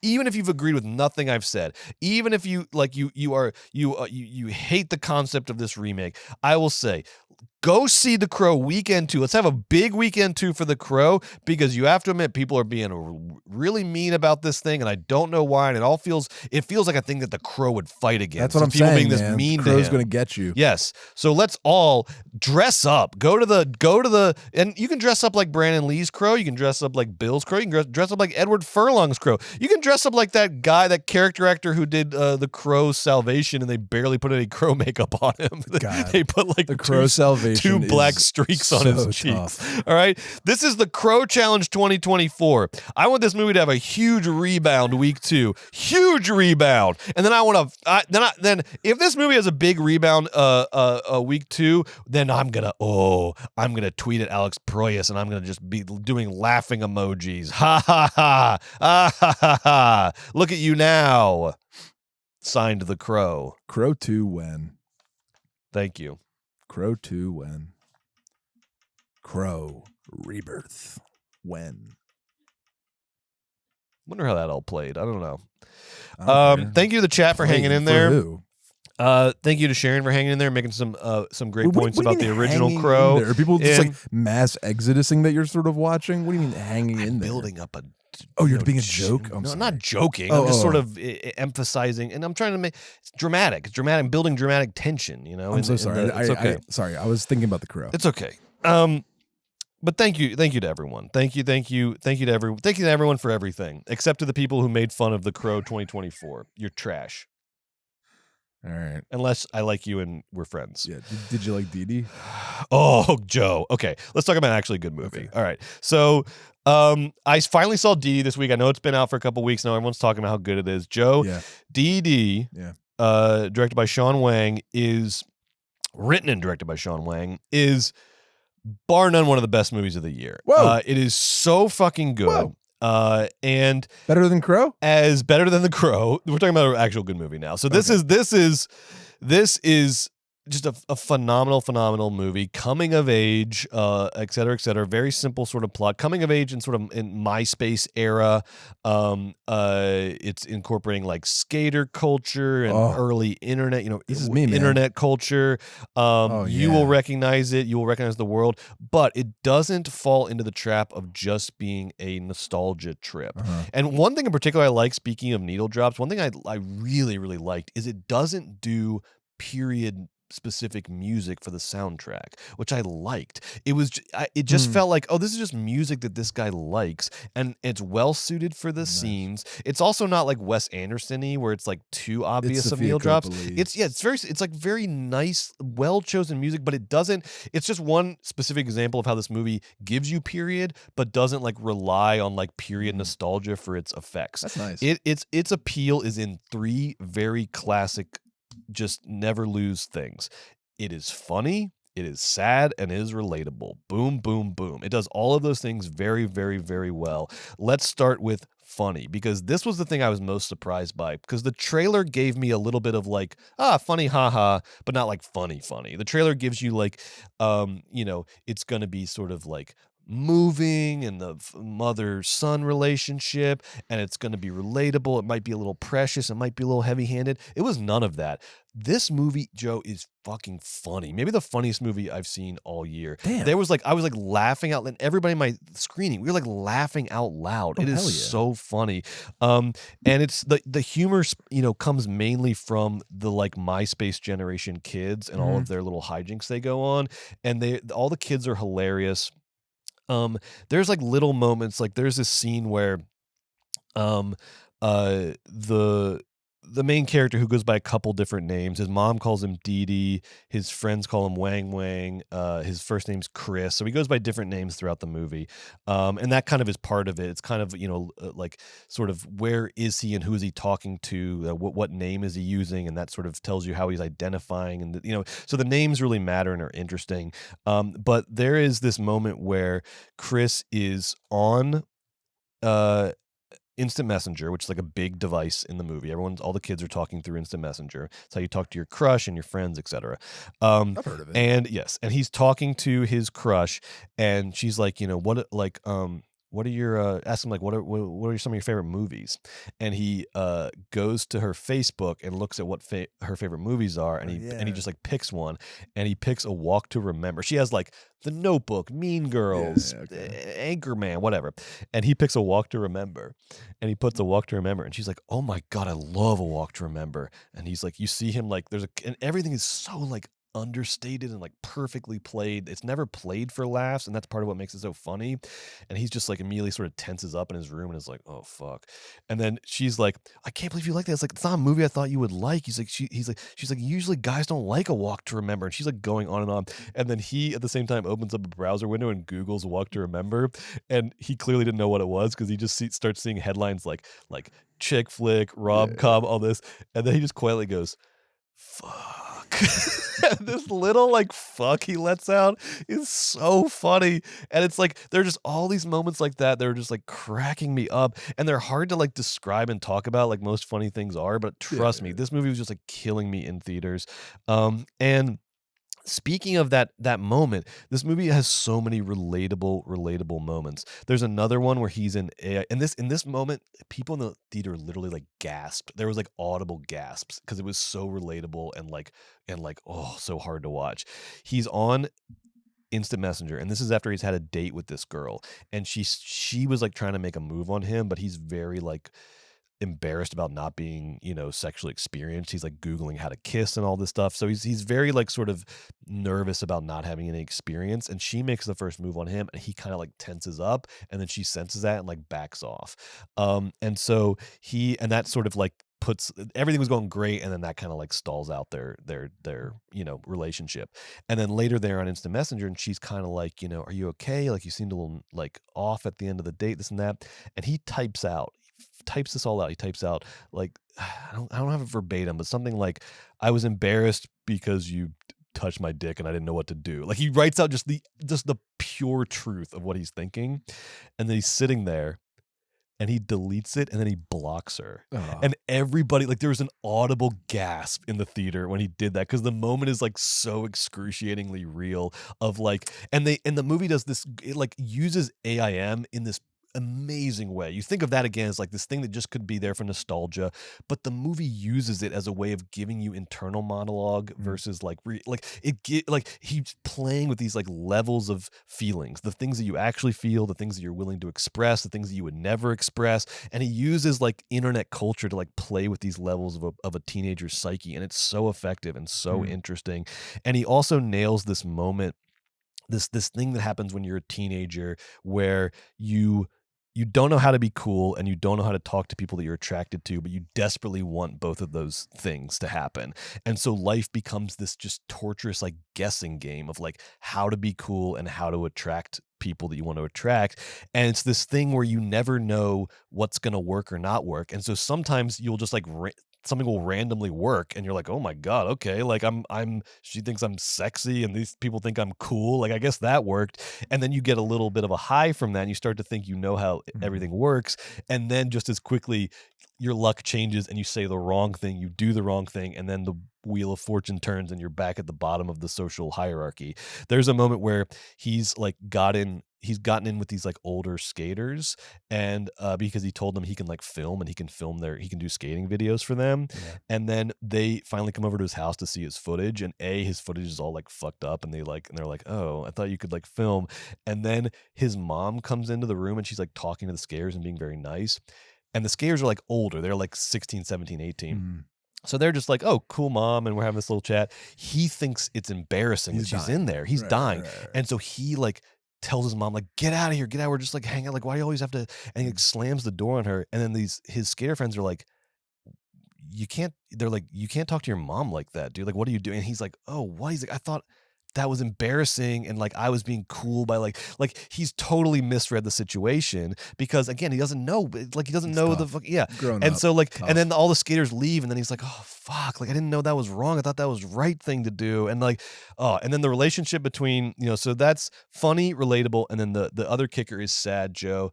I've been on a streak now, a couple weeks in a row. This movie brought out the tears, baby. Damn, this movie is you're moving. crying, Oh man. my god. Well, it's like, look, I'll tell you this too. Teen sons, they're gonna break us in half. I don't even know what we're gonna do. I don't know what's gonna happen. I don't know what we're gonna do. What makes you say that? They are like, specifically DIDI. The movie DIDI. Also just all of life and experience and like what everyone else tells me, but it is, but the relationship between the mom and the son. Somebody told me, was telling me, before I watch it, they're like, it's even better than Janet Planet. I think it's neck and neck. I think they're right Neck even, and neck. neck and neck. But the mom-son relationship in this is just phenomenal. It is so real. It is so relatable. The way the mom just gets honest and candid with the son, but like there's this incredible scene at the end. I won't give away what she says, because that's the moment where we're just like the waterworks started. But man, I tell you what, this movie's got it all. DIDI, one of the best movies of the year. If it's playing in your area, do not miss it in theaters. Let's get this movie paid. Let's get Sean Wang let's get him keep making movies. Let's get the money flowing for Sean Wang. This thing rocked. I loved it. Wow, sounds amazing. We'll definitely be checking that out. But Brett, I had a different assignment this week for the program. I'm on the horror beat, Brett, and it's a beat I don't mind being on, but I'm going to hop on over to it. This week I saw the new horror darling, Strange Darlings, by J.T. Moliner. It's his second feature. And this thing kind of came out of nowhere, or it was like a low budget horror movie. Miramax put it out. Had a budget of somewhere between, $3 and $10 million. Maybe it was $4 or $5 million, this thing. I think it's going to make all that money back and more. It's got a lot of early buzz. And it has a lot going for it. This movie plays with similar-ish themes to Blink Twice. This movie plays with sexual power dynamics, and it plays with it in a fearless way, which is refreshing because, it's not timid. And it's sort of excitingly revealed and incredibly well acted.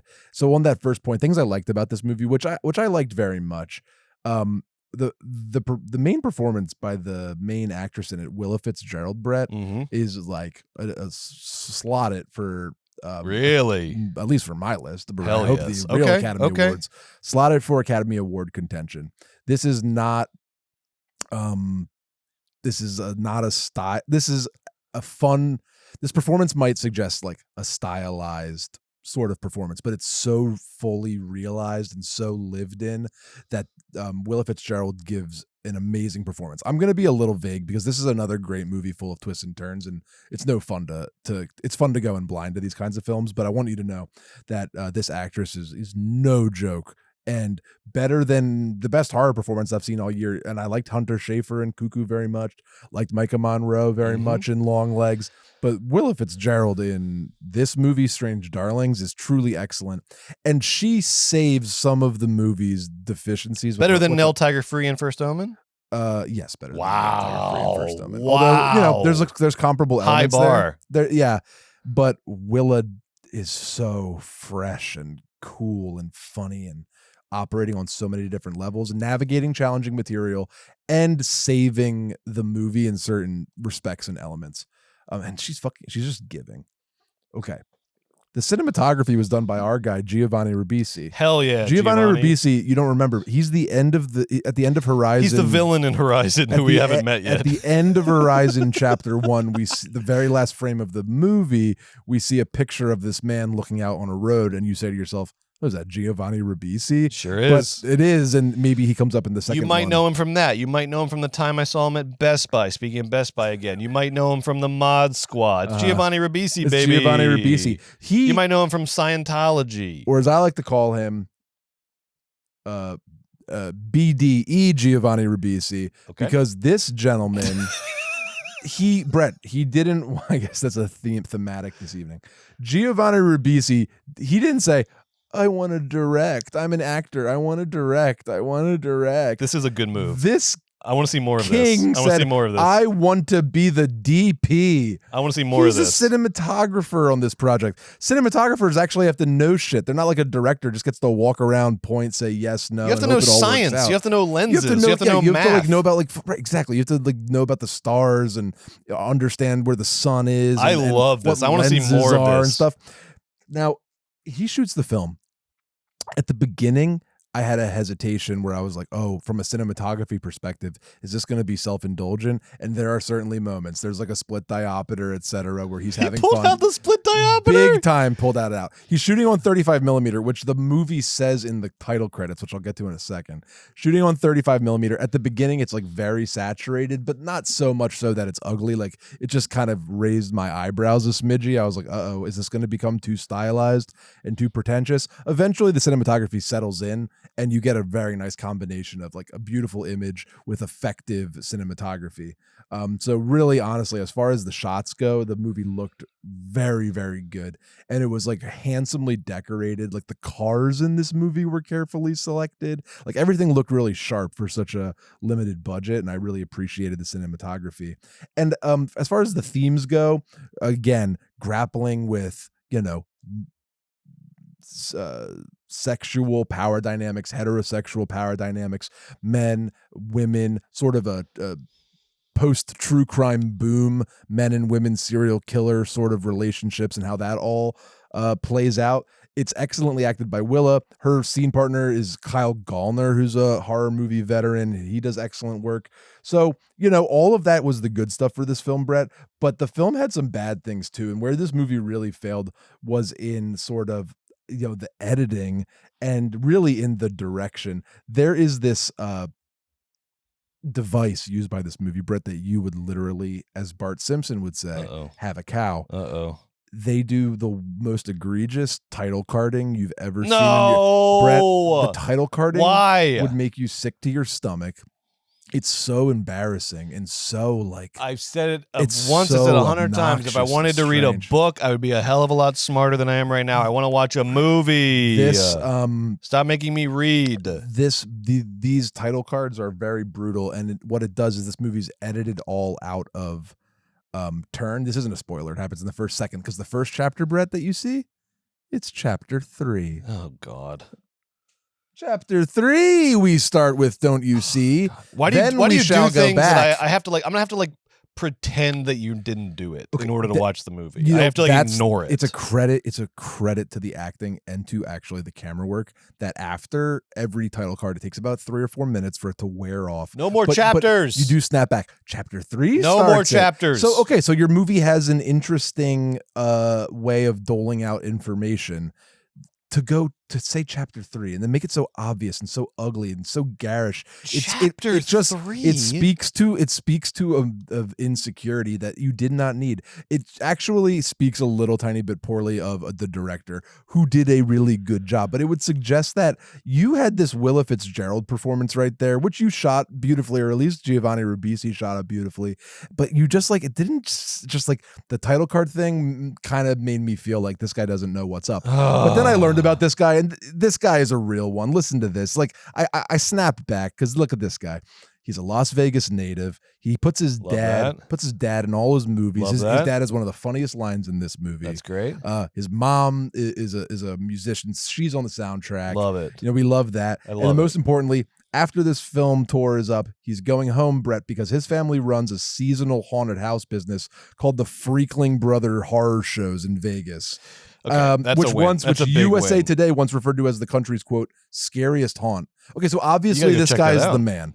So look, this movie has pretentious elements, especially this horrible framing device. It suggests that this guy is like unsophisticated, but that's just not the case. It's just this drug. It's just not the case. It's not the case everyone. because this movie is sophisticated. This movie is interesting. This movie has excellent performances. It's really fun. It's fun to follow.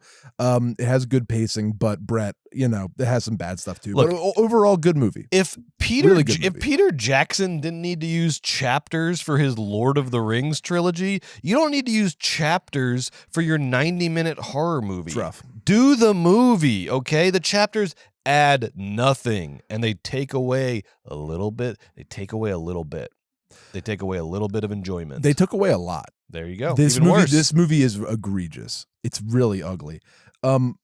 With the text on screen. You've never seen anything like it. God damn it! It's worse than you could ever imagine. Which was a shame. A movie that I won't get it too much into, but I just wanted to shout it out. I also saw Damian McCarthy's Oddity this week. Ooh. Which is an excellent horror movie. Brett, it's actually premiering at 4th on the horror power rankings.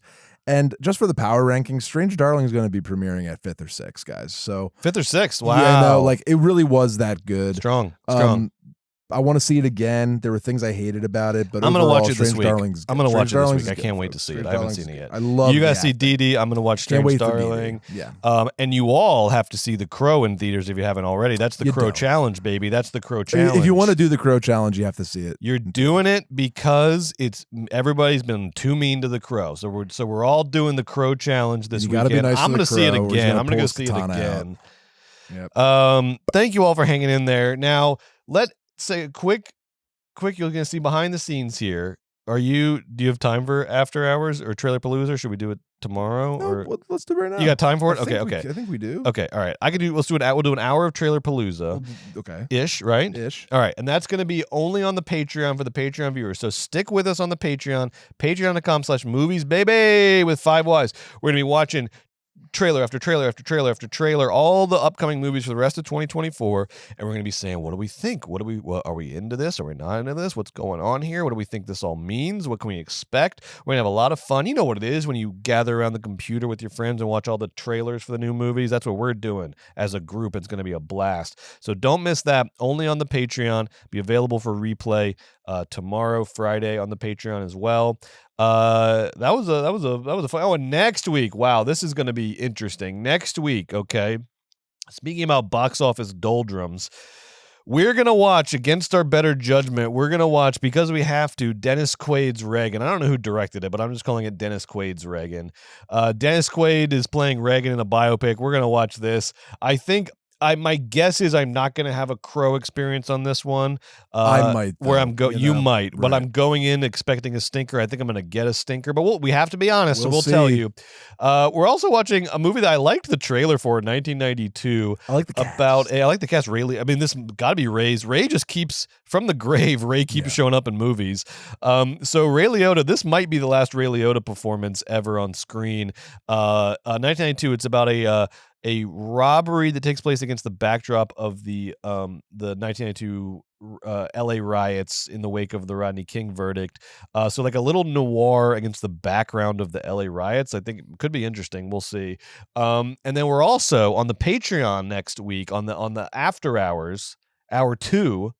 I am very excited for this. Yeah, me too. We are going to, because look, we're watching the Reagan movie, and among just evil, soulless, right-wing politicians of the 20th century, the more I read and learn about Reagan, I'm like, this guy, beyond all of his obvious crimes, this guy's like fucking boring. He is like, his thing is that he's just a stooge. He's just a puppet for whatever like right-wing from when he was president of SAG and he was really working for the studios, when he was a stooge for General Electric, when he was a stooge as the California governor, and he just made it all about like, student radicals on campuses and let's kill them all.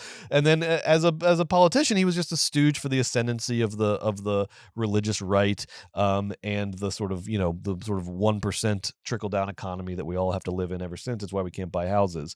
But through it all, he's just fucking boring because he's nothing. He's just a puppet. Whereas there's another right wing politician, Reagan's immediate predecessor, who is arguably, not a good guy, not a good influence on the Yeah, world. The most fascinating American of the 21st century. Easily the most compelling political figure of the 20th century, the most fascinating, which is Richard Milhouse Nixon. And so we thought next, because we're like, what do we do around the Reagan movie for nothing? Talk about Nixon. Talk about Nixon. So what we're going to be doing for next week's Patreon, you don't want to miss this, is we're doing something tentatively called Dick Punch, I think was the That's first the working title. title. Okay. Which is we are going to turn it March Madness style. We have 8 movies because no president has had more movies made about them or about their time than it's like Lincoln, George Washington, Ulysses S. Grant because of the Civil War, but those guys had like a 50-year head start in terms of movies. Nixon is 4th. Nixon is is 4th most movies made about him among American presidents, and we have 8 of them, from All the President's Men to Dick to Oliver Stone's Nixon to the assassination of Richard Nixon with Sean Penn, and a lot more. So was it Secret Honor, the Altman movie? So we have a tournament style bracket of all these Nixon movies, 8 of them, and we're going to put them in competition, and we're going to pick the best Richard Nixon movie of all time on the Patreon. You don't want to miss that. Come on. Next week. But right now it's Trailerpalooza, baby. So stick around. Don't go anywhere. Don't go anywhere. Sharon in the chat says, don't do the Crow challenge. Just watch 1994's The Crow again. Honestly, fine. Watch any of the Crows. Watch the Edward Furlong one. Let's all watch a Crow this week. That's the Crow challenge. Everybody watch a Crow movie this week. That's the Crow challenge. We'll see you in a couple minutes. Thank you so much. Bye.